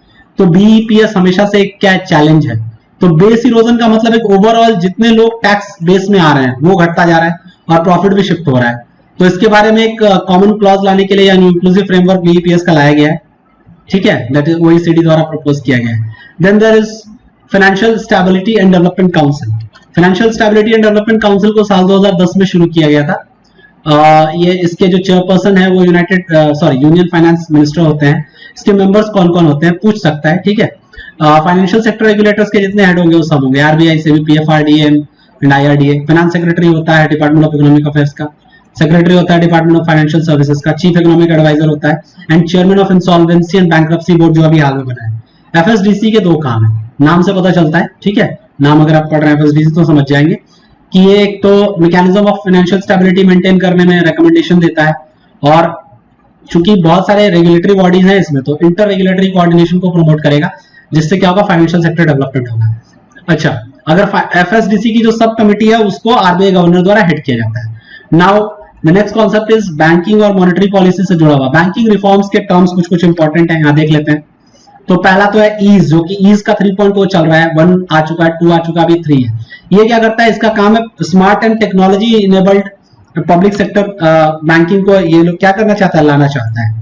प्रॉम्प्ट करेक्टिव एक्शन क्या है कि 2002 में इसको आरबीआई द्वारा शुरू किया गया था ताकि बैंकों का क्या करे, एसेट क्वालिटी को इंप्रूव किया जा सके। लेवरेज रेशियो क्या है, leverage ratio is basically tier 1 capital that is core capital of the bank by bank exposure. अब मैं समझ लेता हूं कि यहाँ पे क्या क्या होता है कोर कैपिटल। बैंक एक्सपोजर मतलब बैंक जितने सेक्टर्स में लोन दे रहा है एक तरह से, ठीक है, या बैंक का जो ओवरऑल देखा जाए तो जिन जिन सेक्टर्स में ऐसे हैं जहां वो वल्नरेबल है, ठीक है, जहां उसके लोन्स बैड लोन्स हो सकते हैं। तो अगर बैंक एक्सपोजर को डिफाइन करें तो फॉलोइंग एक्सपोजर्स आ जाएंगे, on balance sheet exposures, derivative exposure, security financial transaction exposures end of balance sheet. अच्छा, टियर 1 कैपिटल जो ऊपर लिखा था वो देखिए, ये कोर कैपिटल है, ये वो पैसा है जो एसएलआर में रखा गया है या फिजिकल कैश फॉर्म में रखा गया है या कैपिटल एंड सिक्योर्ड लोन्स के तौर पे रखा गया है। देन देयर इज बैंकिंग में टियर 2 कैपिटल होता है, इसको हम लोग कहते हैं सप्लीमेंट्री या कह सकते हैं कि ये एक तरह का सेकेंडरी फंड है। इसमें टैक्स इनकम के बाद जो बच जाए रिटेल अर्निंग्स आ जाती हैं, capital in the form of bonds, hybrid instruments या अनसिक्योर्ड लोन्स। टियर 3 कैपिटल क्या होता है, जो कि नॉन परफॉर्मिंग एसेट है या सबऑर्डिनेट लोन्स, ठीक है, जिसके लिए कोई सर्विस नहीं दी जा रही है। Then there is inter creditor agreement, पूछा जा चुका है। इंटर क्रेडिटर अग्रीमेंट क्या है, तो यहाँ पे क्या होता है कि जो भी लोन अमाउंट्स जो कि 50 करोड़ से ज्यादा है, ठीक है, तो उससे संबंधित अगर कोई इशू है तो उसका रेजोल्यूशन को से जुड़ा हुआ है कि उसको कैसे रिजॉल्व करें। ये भारत सरकार का जो लोन डिफॉल्ट से रिलेटेड एक सशक्त प्लान था बैंकों को स्ट्रॉन्ग करने का और लोन वगैरह को के प्रॉब्लम्स को सॉल्व करने का, उसका ये पार्ट है। इस कमिटी की आईसीए किसके तहत आया था, सुनील मेहता कमेटी बनी थी, ठीक है, उसने ये रेकमेंड किया था। बैंक बोर्ड ब्यूरो क्वेश्चन पूछा जा चुका है पिछले 2019 में ही, लास्ट प्री में। फरवरी 2016 में आया था, एक ऑटोनोमस बॉडी है, पीजे नायक कमेटी के रिकमेंडेशन पे आया था ताकि पब्लिक सेक्टर बैंक के गवर्नेंस को या उसकी जो गवर्निंग बॉडी है उसको इंप्रूव किया जा सके, ठीक है। अपॉइंटमेंट बोर्ड ऑफ गवर्नमेंट्स को जो है इसको रिप्लेस किया गया, इसका इंप्रूव, इसका क्या है पर्पस, गवर्नेंस को इंप्रूव करे, ठीक है, टॉप लेवल बैंक अपॉइंटमेंट्स को इंश्योर करे, जो पूछा था सेम कि यही लोग क्या करते हैं, टॉप लेवल बैंक अपॉइंटमेंट्स को डील करेंगे, ठीक है, और बैंकों को हेल्प करेंगे कैपिटल रेजिंग प्लान्स के तहत, ठीक है, और स्ट्रेटजीज बताएंगे जिससे वो बैड लोन से डील कर सके। Then there is a concept of BIS, again pre में पूछा जा चुका है, ठीक है, 2014 में। तो बैंक ऑफ इंटरनेशनल सेटलमेंट क्या है, एक इंटरनेशनल फाइनेंशियल इंस्टीट्यूशन है जहां पे सेंट्रल बैंक्स मिलते हैं, ठीक है, सेंट्रल बैंक्स का ग्रुपिंग है, वहां पे जाता है बीआईएस में जाके मिलते हैं, ठीक है। ये क्या करता है, एक सेंट्रल गाइडलाइन देता है एक तरह से इंटरनेशनल लेवल पे, जो सब लोग लगभग फॉलो करें। मैंडेटरी नहीं है बट उनके लिए बेहतर माना जाता है, जैसे IMF देता है उसी तरह का है। इसका हेड ऑफिस बेसल में है, स्विट्जरलैंड में, ठीक है, और कई सारे इंटरनेशनल इंस्टीट्यूशंस हैं इसमें। Basel committee on banking supervision क्या है, तो ये टियर 1, टियर 2, टियर 3 कैपिटल के संदर्भ में बात करता है। 1974 में बना था बैंकिंग रेगुलेशन के लिए। सेंट्रल बैंकर्स ऑफ 27 कंट्रीज इसमें है और यूरोपियन यूनियन भी है। इसी ने बोला था कि पर्टिकुलर बैंक को अगर इंसॉल्वेंसी से बचना है या अपने आप को फंडामेंटली स्ट्रांग बनाना है तो क्या करना पड़ेगा। इसने सजेस्ट किया कि मिनिमम कैपिटल रिक्वायरमेंट कितनी होनी चाहिए, ठीक है। भारत में RBI भी क्या कर रहा है, इसके लिए गाइडलाइंस देता है, बैंक मेंटेन करते हैं। उत्कर्ष 2022 क्या है, RBI द्वारा 3 ईयर रोड मैप है, जिसके तहत क्या होगा, regulation, supervision and other function of central bank क्या किया जाएगा, इंप्रूव किया जाएगा। ऑपरेशन ट्विस्ट क्या है, यूएस फेडरल रिजर्व का मॉनेटरी पॉलिसी ऑपरेशन है 2011-12, जिसमें purchase and sale of bonds करेगा। परचेज करेगा बॉन्ड्स को तो मनी जो है वो लिक्विडिटी बढ़ेगी मार्केट में, तो डिमांड बढ़ेगा, ठीक है। और अगर क्या होगा, सेल करेगा तो लिक्विडिटी घटेगी। ये ऑपरेशन ट्विस्ट कहलाता है, जैसे RBI भी करती है क्वांटिटेटिव ईजिंग या मॉनेटरी पॉलिसी में, ठीक है। मॉनेटरी पॉलिसी ट्रांसमिशन क्या है, जहां पे क्या होगा, रेट कट्स जो भी हो रहे हैं या रेट चेंजेस जो भी RBI करती है अपनी मॉनेटरी पॉलिसी में, वो कंज्यूमर्स तक पास होता है। कंज्यूमर्स रिटेल भी हो सकता है, बैंक भी हो सकते हैं, ठीक है, और NBFCs भी हो सकती हैं। तो ये सही तरह से फॉलो नहीं हो पा रहा। वजह, क्योंकि हमारे पास ऑल्टरनेटिव सेविंग ऑप्शंस नहीं है। मतलब बैंक में अगर आप देखें तो बैंक से ऑल्टरनेटिव जो भी होगा, ठीक है, जैसे NBFCs हैं या बॉन्ड्स हैं, तो ज्यादातर लोग क्या करते हैं, बैंकों में पैसा रखते हैं, इन सब एरियाज में नहीं जाता। इस वजह से क्या है, सेविंग ऑप्शंस की बहुत कमी है। डबल फाइनेंशियल रिप्रेशन क्या है कि सरकार की वन और मोर एक्टिविटीज की वजह से, ठीक है, बैंकों में एसेट साइड भी इन्फ्लुएंस होता है। एसेट साइड में जहां पे RBI कह देता है कि आपको एक पर्टिकुलर अमाउंट हमेशा रिजर्व रखना पड़ेगा, तो मनी एक तरह से सीज हो गया। और लेंडिंग साइड में देखिए क्या होता है, सरकार का जैसे प्राइवेटी सेक्टर लेंडिंग, कि आपको इसी सेक्टर में क्या करना है, लेंड करना है, तो उससे क्या होता है, यहाँ पे बैड लोन्स होते हैं, तो ये डबल फाइनेंशियल रिप्रेशन है। अच्छा, NPS बढ़ रहा है तो एसेट लॉस हो जाता है। और RBI जो marginal cost of lending rate लेके आई थी, उसका पुअर परफॉर्मेंस है, ट्रांसमिशन नहीं हो पा रहा है। अच्छा, अब कुछ कॉन्सेप्ट्स हैं इससे जुड़े हुए, जैसे एक कॉन्टेजियन इफेक्ट है, जिसको हम लोग कहते हैं छूत प्रभाव। इसमें क्या होता है कि जैसे हाउसिंग फाइनेंस सेक्टर है, जो कि हाउसिंग एक बहुत बड़ा सेक्टर है, तो अगर यहाँ पे जो लोन दिए गए हैं वो अगर फेल हो गए, ठीक है, MPA हो गए, तो ये सेक्टर को इन्फ्लुएंस करेगा पूरी तरह से, पूरे ओवरऑल इकोनॉमी को इन्फ्लुएंस कर देगा। जैसे 2008 का जो आप रिसेशन आपको याद होगा, ये बेसिकली हाउसिंग सेक्टर से ही आया था। तो this is called contagion effect. Financial sector regulatory appointment search committee क्या है, RBI एक्ट के तहत क्या होता है, सेंट्रल बैंक में गवर्नर और 4 डिप्टी गवर्नर्स होते हैं, ठीक है। और बेसिकली 2 और 2 मतलब 2 आपके होंगे, रैंक्स ऑफ कमर्शियल बैंकर से आएंगे, और एक इकोनॉमिस्ट होगा जो कि मॉनेटरी पॉलिसी डिपार्टमेंट को हेड करेगा। कमिटी रेकमेंड करती है अगर कोई वैकेंसी क्रिएट होती है तो, ठीक है, तो इसको हेड करता है कौन, कैबिनेट सेक्रेटरी, ठीक है। और उसके अलावा और क्या होता है, एडिशनल प्रिंसिपल सेक्रेटरी होता है प्राइम मिनिस्टर का, और जो कि क्या है, जो परमानेंट गवर्नमेंट नॉमिनी होगा, 3 अदर एक्सपर्ट्स होंगे। ये सारे मिलकर क्या करेंगे, एक तरह से देखिए तो फाइनेंशियल सेक्टर्स में जो भी आपके टॉप मोस्ट ब्रास है उसको अपॉइंट करेगा। तो ये है आपका basically. Then there is interest rate spread. Interest rate spread क्या होता है, स्प्रेड का मतलब ये है कि डिफरेंस इन बोरोइंग रेट्स और क्या है, लेंडिंग रेट्स फाइनेंशियल इंस्टीट्यूशन का, ठीक है। तो इंटरेस्ट रेट स्प्रेड कहलाता है वो, बोरोइंग रेट्स और lending rates of financial institution के बीच, ठीक है, जिस दर में वो बोरो करता है और जिस दर में देता है, इसके बीच का स्प्रेड, ठीक है। तो ये इंटरेस्ट यील्ड ही डिसाइड करता है कि क्या होगा, ओवरऑल कितना ग्रोथ हो सकता है किसी सेक्टर का। Marginal cost of lending rate क्या है, ये RBI ने मॉनेटरी ट्रांसमिशन को बढ़ाने के लिए किया था। ये मिनिमम लेंडिंग रेट है जिसके नीचे बैंक लेंड नहीं कर सकता, एक्सेप्ट RBI के मतलब कुछ केसेस में इसमें एग्जेम्पशन है। तो एक इंटरनल बेंचमार्क रेट है, रेफरेंस रेट है, ठीक है। 4 कंपोनेंट्स इसमें होते हैं कि कॉस्ट का, फंड का कॉस्ट क्या पड़ रहा है, अकाउंट मेंटेन करने में कैश रिजर्व रेशियो में नेगेटिव कैरी क्या है, ऑपरेटिंग कॉस्ट क्या है, टेन्योर प्रीमियम क्या है। मॉनेटरी पॉलिसी कमिटी RBI के तहत स्थापित होने वाली एक स्टैट्यूटरी कमिटी RBI एक्ट में 6 मेंबर्स होते हैं, 3 RBI से आते हैं और 3 क्या एक्सटर्नल मेंबर्स होते हैं जिनको गवर्नमेंट क्या करती है, अपॉइंट करती है। इन्फ्लेशन टारगेटिंग क्या है, तो अगेन उर्जित पटेल कमेटी बनी थी, उसने इन्फ्लेशन टारगेट के लिए कहा था, ठीक है, जिसने बोला था कि 2% 4 ± 2% होगा, ठीक है। डिफरेंशिएटेड बैंक्स क्या है, जो कि कुछ अलग काम करने के लिए बनते हैं, ठीक है, जिसके लिए कुछ अलग रिक्वायरमेंट्स होंगी डेमोग्राफिक सेगमेंट को ध्यान में रखते हुए। नचिकेत मोर कमेटी 14 में बनी थी फाइनेंशियल इंक्लूजन के तहत, उसके तहत ये बनी है, ठीक है। इसमें क्या है, पेमेंट बैंक्स आएंगे, स्मॉल फाइनेंशियल बैंक्स आ जाएंगे, रीजनल रूरल बैंक्स आ जाएंगे, लोकल एरिया और होलसेल, और ये सारे लॉन्ग टर्म फाइनेंस बैंक्स आ जाएंगे, ठीक है। देन देयर इज तो अब हम लोग डिजिटल पेमेंट्स देखते हैं। डिजिटल पेमेंट्स में क्या क्या पढ़ना है, क्या क्या कॉन्सेप्ट्स हैं। डिजिटल पेमेंट्स बहुत इंपॉर्टेंट है, इससे कई बार टर्मिनोलॉजीज पूछी जाती है। There is merchant discount rate, पहले पूछा जा चुका है ऑलरेडी। मर्चेंट डिस्काउंट रेट होता है जब आप किसी तरह का कोई डिजिटल पेमेंट यूज करते हैं तो इसमें जो मर्चेंट अपने लिए जो कमीशन ले लेता है, जैसे मान लीजिए कार्ड पर आप करेंगे या कोई आपने फॉर्म भरा होगा, तो आपने देखा होगा कि जैसे आपने कोई क्रेडिट कार्ड या डेबिट कार्ड यूज किया तो 15 रुपए या 16 रुपए जो ले लेते हैं लोग, ठीक है। ये कार्ड जो आपका सर्विस प्रोवाइडर है उसके पास चला जाता है, this is merchant discount rate, ठीक है। नॉर्मली ये क्या होता है, ये कस्टमर से ही लिया जाता है। रुपए क्या है, एक तरह का first domestic debit and credit card है जो कि एनपीसीआई के देखरेख में हो रहा है, ठीक है, national payment corporation of India. और ये पेमेंट नेटवर्क है। यूपीआई क्या है, एक इमीडिएट रियल टाइम पेमेंट है। आप चाह मोबाइल के थ्रू आप क्या कर सकते हैं, मल्टीपल बैंक, मतलब मान लीजिए किसी का आपको पैसा ट्रांसफर करना है, सपोज एसबीआई में किसी का अकाउंट है, आपको अपने फ्रेंड को भेजना है पीएनबी में, ठीक है। आप क्या करेंगे, मोबाइल से एक यूपीआई प्लेटफॉर्म की तरह यूज करेंगे। आपके अकाउंट से क्या होगा, इसके अकाउंट में चला जाएगा यूपीआई, और ये जो प्लेटफॉर्म यूज करेंगे मोबाइल प्लेटफॉर्म है। एनपीसीआई डेफिनेटली अम्ब्रेला ऑर्गेनाइजेशन है पेमेंट सेटलमेंट का इंडिया में, ठीक है। ये एक इनिशिएटिव है आरबीआई द्वारा और इंडियन बैंक एसोसिएशन द्वारा, और ये पेमेंट एंड सेटलमेंट एक्ट 2007 के तहत बना है, ठीक है। भारत बिल पेमेंट सिस्टम क्या है, एक वन स्टॉप पेमेंट प्लेटफॉर्म है जहां से आप एनपीसीआई के थ्रू रेगुलेट होता है, ठीक है। रेगुलेटरी बॉडी एनपीसीआई ऊपर बता चुका हूं मैं, ठीक है। और ये किसी भी तरह का आप बिल पेमेंट कर सकते हैं इसमें। Then there is data security council of India, definitely दिख रहा है नाम से कि यहाँ क्या करेंगे, डेटा सिक्योर प्रोवाइड करने के लिए, डेटा सिक्योर स्टेटस प्रोवाइड करने के लिए क्या करेंगे, बना गया है। ये नॉट फॉर प्रॉफिट है और नैस्कॉम द्वारा सेटअप किया गया है। एक्सेप्टेंस डेवलपमेंट फंड क्या है, आरबीआई ने हाल ही में इसको अनाउंस किया है।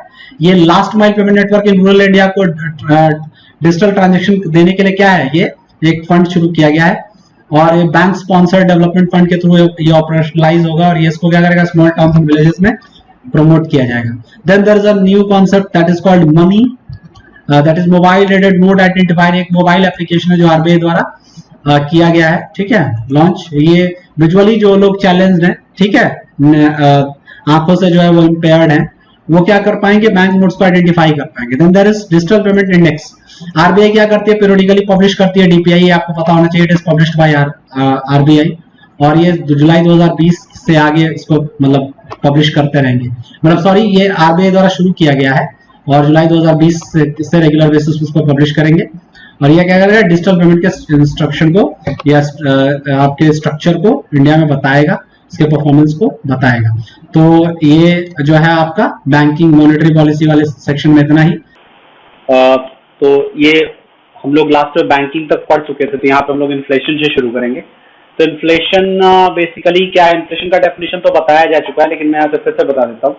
देखिए, इन्फ्लेशन का मतलब है कि जब किसी प्रोडक्ट या गुड्स एंड सर्विसेज में परसिस्टेंट राइज इन प्राइसेस होता है, मतलब प्राइस जो है वो कंसिस्टेंटली राइज हो रहा है, लगातार राइज हो रहा है over a period of time, this is called inflation.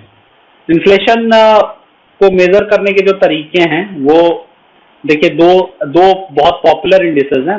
First index is CPI, ठीक है, इसको हम लोग कंज्यूमर प्राइस इंडेक्स भी कहते हैं। The second one is WPI, wholesale price index. CPI जो है वो कंज्यूमर लेवल पे या रिटेलर लेवल पे जो है वो आपका इन्फ्लेशन मेजर करता है, और ये क्या मेजर करता है, नाम में ही क्लियर है, होलसेल लेवल पर, ठीक है, होलसेल प्राइस इंडेक्स। तो देखिए, इन्फ्लेशन क्या है, overall increase in consumer price index है। अपने इन्फ्लेशन का पैरामीटर कंज्यूमर प्राइस इंडेक्स को माना गया है, इवन आरबीआईजीसी पर बेस्ड है। ये क्या है, actually CPI weighted average of prices for different goods है। हमने एक बास्केट बना लिया है और हमने गुड्स अलग अलग जो सामान और सेवाएं हैं, ठीक है, उसका एक इसमें वेटेज दे दिया है, और उन सब का ओवरऑल एक एवरेज निकाल लेते हैं हम लोग, ठीक है। ये हमारा इसमें जो ओवरऑल चेंज होगा, प्राइस राइज होगा, दैट इज सीपीआई। ये डिपेंड करता है कि कंजम्पशन बास्केट आपका क्या है, ठीक है, और ये कंट्री के अकॉर्डिंग और लोगों के खाने के हैबिट्स के अकॉर्डिंग, कंजम्पशन के हैबिट्स के अकॉर्डिंग पॉपुलेशन के इंडेक्स वैरी करेगा, और अलग अलग गुड्स एंड सर्विसेज की वैल्यू और वेटेज भी अलग अलग होगी उस कंट्री के अकॉर्डिंग। एनुअल इन्फ्लेशन क्या बताता है, ये बताता है कि सीपीआई के संदर्भ में परसेंटेज चेंज पिछले साल के मुकाबले या पिछले साल के पिछले मंथ के मुकाबले कितना चेंज आया है, दिस इज सीपीआई। तो दो वाइडली यूज्ड इंडिसेस कौन से हैं, सीपीआई और डब्ल्यूपीआई में बता चुका हूं। सीपीआई क्या है, prices of goods and services for consumption में जो चेंज आया है over a period of time, ये सीपीआई मेजर करता है। यहाँ ध्यान देने योग्य बात है कि ये सर्विसेज को इंक्लूड करता है। डब्ल्यूपीआई में क्या है, ये सर्विसेज को इंक्लूड नहीं करता है, ठीक है, ये ध्यान देने योग्य बात है, ये इंपॉर्टेंट है। नेशनल स्टैटिस्टिकल ऑफिस जो मॉस्टी में आता है, ministry of statistics and Programme Implementation में, वो 3 तरह के सीपीआई डाटा रिलीज करता है, CPI rural, CPI urban and combined. इसका बेस ईयर 2012 है, तो इसको आप लोग ध्यान रखिएगा, बेस ईयर भी कई बार पूछा जाता है। तो सीपीआई का बेस ईयर क्या है, 2012 है, पहले 2010 होता था, ठीक है, इसको चेंज करके 2012 किया गया है। आरबीआई भी जो अपना आप देखेंगे मॉनेटरी पॉलिसी लेके आती है, मॉनेटरी पॉलिसी में जो बेंचमार्क इन्फ्लेशन का जो रेट लिया जाता है वो सीपीआई को ही लिया जाता है, सीपीआई कंबाइंड को। भारत में 4 तरह की सीपीआई है, एक है CPI industrial worker, CPI urban non manual employees, CPI agriculture और सीपीआई रूरल, ठीक है। आरबीआई क्या करती है, सीपीआई कंबाइंड को इस्तेमाल करती है इन्फ्लेशन मेजरमेंट्स के लिए। नेक्स्ट, होलसेल प्राइस इंडेक्स या थोक मूल्य सूचकांक कहते हैं इसको। ये क्या करता है, ये सिर्फ prices of goods over a period of time पर रिटेल, ठीक है, रिटेल लेवल से पहले यानी होलसेल लेवल पर कितना चेंज हुआ, ये सर्विसेज को इंक्लूड नहीं करता है और इसे रेशियो या परसेंटेज में रिप्रेजेंट करते हैं, ठीक है। इसका बेस ईयर क्या है, 2011-12, याद रखिएगा इसको, ठीक है। और अगर आपको जानना है कि ये कौन रिलीज करता है, तो डिपार्टमेंट ऑफ इकोनॉमिक अफेयर्स इस डाटा को रिलीज करता है, ठीक है। अब देखिए दोनों के बीच कंपैरिजन क्या है, ठीक है, office of economic affairs release करेगा, ऑफिस ऑफ इकोनॉमिक एडवाइजर। तो देखिए बेस ऑफ कंपैरिजन मीनिंग क्या है, होलसेल प्राइस इंडेक्स, ठीक है, कंज्यूमर प्राइस इंडेक्स। तो ये देखिए ये क्या है कि amount of average change in commodities at wholesale level, यहाँ क्या है, कमोडिटीज एट रिटेल लेवल। ये किसके द्वारा पब्लिश किया जाता है, तो ये ऑफिस ऑफ इकोनॉमिक एडवाइजर द्वारा पब्लिश किया जाता है, मिनिस्ट्री ऑफ कॉमर्स का पार्ट है। ये सेंट्रल स्टैटिस्टिकल ऑफिस के द्वारा, central statistical measurement of inflation क्या है, फर्स्ट स्टेज ऑफ ट्रांजेक्शन है यहाँ पे, ठीक है, कहाँ पे जो पहला जो फैक्ट्री लेवल है वहां पे ये मेजर करता है। कई जगह पे इसकी जगह पीपीआई यूज करते हैं, प्रोड्यूसर प्राइस इंडेक्स, यहाँ भारत में डब्ल्यूपीआई है। उसके अलावा यहाँ पे क्या करते हैं, रिटेल लेवल पर मेजर करता है, फाइनल स्टेज ऑफ ट्रांजेक्शन। ये क्या कवर करता है, सिर्फ गुड्स कवर करता है, यहाँ गुड्स एंड सर्विसेज दोनों है। और फोकस क्या करेगा, ये prices of goods traded between business houses, एक बिजनेस हाउस दूसरे बिजनेस, रिटेल का लेवल लेना देना नहीं, यहाँ क्या है, कंज्यूमर्स का लेना। देन फाइनेंशियल मार्केट से जुड़े हुए क्या अपडेट्स हैं पीटी 360 में, तो फाइनेंशियल मार्केट में देखिए क्रेडिट रेटिंग एजेंसीज के बारे में। क्रेडिट रेटिंग एजेंसीज क्या होती हैं, जो सिक्योरिटीज होती हैं जिसके लिए आप मॉर्टगेजिंग करते हैं या जिसको मॉर्टगेज करते हैं, इन सिक्योरिटीज की नेट वैल्यू क्या है, या इसको हम कहें तो इसकी credibility in terms of money, in terms of borrowed money, ठीक है। मतलब आप इसके आधार पर कर्ज ले सकते हैं, कर्ज दे सकते हैं, तो उसको ये क्रेडिट रेटिंग एजेंसी डिसाइड करती है कि कैसा है, इसको रेट करेंगे। अगर रेटिंग अच्छी है तो यानी कि ये मॉर्टगेजिंग में बेटर है, तो ये डेफिनेटली इसमें बहुत ज्यादा ये कॉन्फ्लिक्ट ऑफ इंटरेस्ट का भी विषय रहता है। क्रेडिट रेटिंग एजेंसीज के रोल पर हमेशा सेबी ने क्वेश्चन किया है। सेबी इसकी रेगुलेटरी बॉडी है, ये आपको ध्यान देने के लिए इम्पोर्टेंट है, जानना है आपको। भारत में कुल 7 क्रेडिट रेटिंग एजेंसीज हैं जो कि सेबी द्वारा रजिस्टर की गई, CRISIL, ICRA, CARE, India ratings and research, SMERA, info American, Brickworks. Secondary market for corporate loans के लिए एक कमिटी बनी थी जो मनोहरन कमिटी के नाम से जानी जाती है। आरबीआई ने इसको सेटअप किया था, ठीक है, कि सेकेंडरी मार्केट कॉर्पोरेट लोन्स के लिए कैसा होना चाहिए। तो सेकेंडरी मार्केट होता क्या है, तो पहले समझते हैं। जब कंपनी पहली बार अपनी सिक्योरिटीज को मार्केट में रिलीज करती है, ठीक है, तो उसको प्राइमरी मार्केट ऑपरेशन कहते हैं, प्राइमरी मार्केट।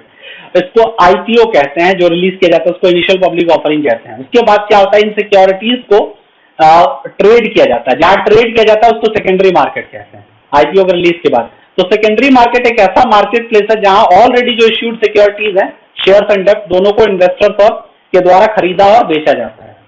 तो ये आप समझ सकते हैं कि यहाँ पे क्या होता है, आपका सिक्योरिटीज का खरीद बिक्री होता है। इसमें equity shares, bonds, preference shares, treasury bills, debentures, ये सब सेकेंडरी मार्केट में ऑपरेट होती हैं। अच्छा, इसका रेगुलेटर कौन है, सेबी है, ठीक है, सेकेंडरी मार्केट की।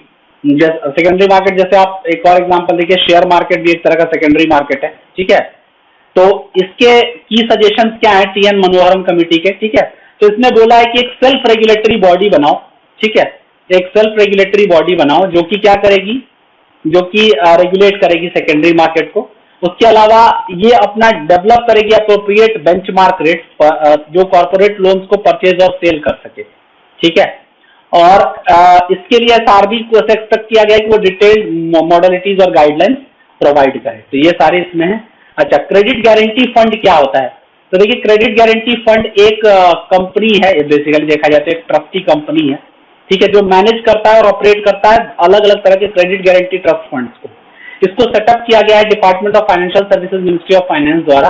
और ये क्या है? Funds of funds for startups है, यानी डायरेक्ट नहीं है, स्टार्टअप्स का जो फंड है उसका ये फंड है, ठीक है। तो ये स्टार्टअप इंडिया के अंदर है। स्टार्टअप इंडिया इनिशिएटिव के अंदर क्या होता है, जितने भी एप्लीकेशन उसको department of promotion of industry and internal trade के पास सबमिट किया जाता है और उसको कोलैटरल फ्री लोन दिए जाते हैं क्रेडिट गारंटी स्कीम के अंदर एस्पिरेशनल डिस्ट्रिक्ट में, ठीक है। एस्पिरेशनल डिस्ट्रिक्ट कहाँ, किसका प्लान आपको पता है, नीति आयोग द्वारा ये शुरू किया गया था। अब Bharat bond exchange traded fund क्या है? तो पर्पस क्या है इसका कि सेंट्रल पब्लिक सेक्टर अंडरटेकिंग्स के लिए फंडिंग का एक एडिशनल सोर्स क्रिएट किया जाए, और ये भारत का पहला corporate bond equity traded fund है, ठीक है। मतलब आप इसको इस तरह से समझ सकते हैं कि भारत सरकार क्या करेगी, जो भी आपके डाइवेस्टमेंट पॉलिसीज के थ्रू जो पैसा जनरेट करेगी उसको यहाँ पे इन्वेस्ट करेंगे। अच्छा, भारत 22 देखिए इससे काफी मिलता जुलता है। ये 22 blue chip public sector unit है। ब्लू चिप मतलब काफी मेजर रोल, इनका काफी मेजर रोल है, ठीक है। इनको ब्लू चिप कहते हैं, मतलब सिग्निफिकेंट रोल वाली जितने भी पब्लिक सेक्टर यूनिट्स हैं उनको ब्लू चिप कहते हैं। State owned banks and 3 private companies of unit trust of India है। आईसीआईसीआई प्रूडेंशियल फंड इसको क्या करेगी, मैनेज करेगी भारत 22 को। और इसमें पैसा कहाँ से आएगा, तो जो सरकार पीएसयूज का जो डाइवेस्टमेंट करती है समय समय पे, उससे जो पैसा क्रिएट होगा उसको भारत 22 में डालेंगे। Then what is equity traded fund? तो ये एक तरह का फंड है, ठीक है, जिसमें आप क्या करता है, जो अंडरलाइंग एसेट्स के आधार पर इसमें क्या होता है, एक तरह से ट्रेडिंग होती है। अच्छा, इसमें बड़ी बात क्या है कि इसमें जैसे इक्विटी में डायरेक्ट आपकी ओनरशिप होती है, आपके यहाँ पर इक्विटी ट्रेडेड फंड में आपकी डायरेक्ट ओनरशिप नहीं होगी, शेयर होल्डर्स की डायरेक्ट ओनरशिप होती है। अच्छा, मसाला बॉन्ड क्वेश्चन पूछा जा चुका है पीटी में, ठीक है, पीटी 2016 में इस पर सवाल आ चुका है। ये रूपी डिनोमिनेटेड होता है ताकि अगर इंटरनेशनल मार्केट में कोई फ्लक्चुएशन हो तो हमें असर ना पड़े, क्योंकि इंडिया की अपनी करेंसी है रूपी। साल 2014 में इसको पहली बार रिलीज किया गया था इंटरनेशनल फाइनेंस कॉर्पोरेशन द्वारा, ठीक है। कोई भी कॉर्पोरेट बॉडी और इंडियन बैंक एलिजिबल है रूपी डिनोमिनेटेड बॉन्ड्स को जारी करने के लिए, लेकिन इसके साथ कंडीशन क्या है, जो फंड क्रिएट किया जाता है मसाला बॉन्ड के थ्रू, उसमें क्या उसको रियल एस्टेट में या कैपिटल मार्केट में आप इन्वेस्ट नहीं कर सकते। अच्छा, इसमें और भी क्या, भारत एकमात्र ऐसा देश है जहाँ मसाला बॉन्ड या इस तरह के बॉन्ड्स इशू होते हैं, ऐसा नहीं है। इसके अलावा भी कुछ कंट्रीज है जहाँ पे इशू होता है, जैसे सैमुराई बॉन्ड है जिसको जापानीज येन में इशू करते हैं, कोमोडो बॉन्ड है जो इंडोनेशियन रुपया में शुरू करते हैं, फिर दिमसुन बॉन्ड है जो चाइनीज रेनमिनबी में इशू किया जाता है। Then there is participatory note, बहुत इंपॉर्टेंट फैक्टर है। पार्टिसिपेटरी नोट क्या होता है? ये एक ऑफशोर डेरिवेटिव इंस्ट्रूमेंट है, यानी कि कोई व्यक्ति अगर बाहर से इन्वेस्ट करना चाहे, कोई फर्म बाहर से इन्वेस्ट करना चाहे, तो वो क्या करेगी, कुछ रजिस्टर्ड वेंडर्स होंगे उसके थ्रू भारत के शेयर मार्केट में डायरेक्टली ना आके उसके थ्रू एक थर्ड पार्टी के थ्रू इन्वेस्ट करेगी विदाउट डिस्क्लोजिंग इट्स आइडेंटिटी, ठीक है। तो ये पार्टिसिपेटरी नोट्स है। पार्टिसिपेटरी नोट्स हमेशा क्वेश्चनेबल माना जाता है, हमेशा से डिस्प्यूट का विषय रहा है, क्योंकि एक तरह से देखे तो यहाँ पे पैसे का राउंड ट्रिपिंग में भी ये बहुत हद तक हेल्प करता है, ठीक है। तो इसको लेके हमेशा से इशू रहा है। अच्छा, बायलैटरल नेटिंग क्या है? तो bilateral netting union budget of 2020 में इसको प्रपोज किया गया था। ये क्या करता है कि दो काउंटर पार्टीज के बीच एक फाइनेंशियल कॉन्ट्रैक्ट, इसमें क्या करता है, ये लोग खुद, ये जैसे कि दो पार्टीज है, दोनों अलग अलग बातें कहेंगी, ठीक है, कि हमारे लिए ये कंडीशन होना चाहिए, हमारे लिए ये कंडीशन होना चाहिए, ठीक है। इन दोनों के क्लेम्स को ऑफसेट करने के लिए एक single net payment obligation decide करने के लिए बायलैटरल नेटिंग कॉन्सेप्ट लाया गया है। देन थर्ड वन इज समावेशी विकास, इंक्लूसिव डेवलपमेंट। इसमें मल्टी डिमेंशनल पॉवर्टी इंडेक्स है, यूएनडीपी इसको रिलीज करता है, ग्लोबल मल्टी डिमेंशनल पॉवर्टी को, ठीक है, इंडेक्स को। साल 2010 में इसको शुरू किया गया था और Oxford poverty and human development initiative और यूएनडीपी का जॉइंट वेंचर है ये, ठीक है। इन दोनों के थ्रू ये जो है रिलीज होता है। ये 3 फैक्टर्स को कंसिडर करता है, स्वास्थ्य, एजुकेशन और standard of living. Then there is gig economy. Gig economy को पता है, गिग इकोनॉमी क्या है? गिग इकोनॉमी एक फ्री मार्केट सिस्टम है जहां परमानेंट जॉब्स की जगह टेम्पररी जॉब्स ज्यादा होते हैं। जैसे भारत में भी गिग इकोनॉमी का केस है। ये वर्क फ्लेक्सिबिलिटी ऑफर करता है, उसके अलावा कॉन्ट्रैक्चुअल एम्प्लॉयमेंट ऑफर करता है, जो एम्प्लॉयमेंट की दिक्कत है, जो परमानेंट जॉब्स की कमी है, उसको भी ये फुलफिल करता है, ठीक है। उसके अलावा ये लेबर रिफॉर्म्स के संदर्भ में भी ये जो है हेल्पफुल है। तो गिग इकोनॉमी में बेसिकली टेम्पररी जॉब्स जो हैं वो ज्यादा होते हैं परमानेंट जॉब्स के मुकाबले। अच्छा, अब नोबेल प्राइज इन इकोनॉमिक्स देखिए 2019 का Abhijit Banerjee Indian American economist हैं, ठीक है, जेएनयू के अलुमनी रह चुके हैं, और माइकल क्रेमर को दिया गया है। इनका सब्जेक्ट क्या था? Experimental approach to alleviating global poverty. इसमें इन लोगों ने जिस अप्रोच को फॉलो किया that is randomised control trials बोलते हैं इसको आरसीटी। इसमें क्या करते हैं, एक बड़े प्रॉब्लम को हम लोग 3, 4, 5 या n नंबर ऑफ अलग अलग प्रॉब्लम्स के सेंस में देखते हैं। जैसे अगर मुझे पॉवर्टी को देखना है तो पॉवर्टी को मैं हेल्थ के सेंस में देखूंगा, सोशल कॉन्टेक्स्ट में देखूंगा, उसके अलावा एजुकेशन में देखूंगा, एम्प्लॉयमेंट में देखूंगा, और मैं क्या करूंगा, अलग अलग जितने भी इश्यूज हैं उनको इंडिविजुअली डील करूंगा। और इसमें अगर इंप्रूवमेंट होगा तो अपने आप पॉवर्टी में भी क्या होगा, कमी आएगी। तो ये इसी को हम लोग क्या कहते हैं, रैंडमाइज कंट्रोल ट्रायल्स कहते हैं। अच्छा, कुछ रिपोर्ट्स हैं, वैसे तो बहुत सारी रिपोर्ट्स हैं पर जो इंपॉर्टेंट है वही मैंने दिया, आपसे इतना जान लीजिए। तो ग्लोबल लिवेबिलिटी इंडेक्स है जिसको जारी करता है economic intelligence unit. Ease of living index मैम हुपा करती है ministry of housing and urban affairs. Municipal performance index भी हुपा करती है। वर्ल्ड इन्वेस्टमेंट रिपोर्ट अंकटैड, ठीक है। Travel and tourism competitive index WEF, ये वाला पूछा जा चुका है last year. Global competitiveness report WEF issue करता है। ग्लोबल जेंडर गैप भी WEF इशू करता है, ये भी पूछा जा चुका है। Global risk report WEF, human development report UNDP। उसके बाद world development report world bank, बहुत ही इंपॉर्टेंट रिपोर्ट है ये, ठीक है। उसके अलावा ग्लोबल इकोनॉमिक प्रोस्पेक्ट्स भी वर्ल्ड बैंक करता है। World economic and social outlook ILO and world economic outlook जो है वो IMF। ये भी क्वेश्चन वर्ल्ड इकोनॉमिक आउटलुक भी पूछा जा चुका है साल 2016 में। अब नेक्स्ट देखते हैं जिसको हम लोग कहेंगे एम्प्लॉयमेंट एंड स्किल डेवलपमेंट। इसमें 5.1 इंडियन स्किल रिपोर्ट 2020 की है। ये जॉइंट इनिशिएटिव है bill box company, CII, UNDP और AICTE एंड इंडियन यूनिवर्सिटीज की। ये रिपोर्ट बताती है कि भारत में एम्प्लॉयमेंट के संदर्भ में कोई इंप्रूवमेंट नहीं हुआ है, लेकिन फीमेल एम्प्लॉयमेंट में एक बढ़ोतरी आई है, मतलब महिलाओं को रोजगार ज्यादा मिले हैं, उनके रोजगार में बढ़ोतरी आई है। तो इंडियन इंस्टीट्यूट ऑफ स्किल्स ये मुंबई में सेटअप किया गया है। ये PPP मॉडल पर बेस्ड होगा, ठीक है। ये टर्शियरी केयर इंस्टीट्यूट है। टर्शियरी केयर मतलब होता है एडवांस केयर, ठीक है। वहां पे क्या ये प्रमोट करेगा उन एरियाज को जो काफी डिमांड में है और इमर्जिंग एरियाज जैसे आर्टिफिशियल इंटेलिजेंस, ठीक है। उसके अलावा और भी बहुत मशीन लर्निंग, डीप लर्निंग, ठीक है। ये सारी चीजें जो है उसको प्रमोट करेगा, जिसमें कि जो इमर्जिंग एरियाज है जो कि काफी डिमांड में। Then there is a service called ISDS, Indian skill development services को लास्ट ईयर शुरू किया गया था। इसका पहला कैडर बहाल हो गया है।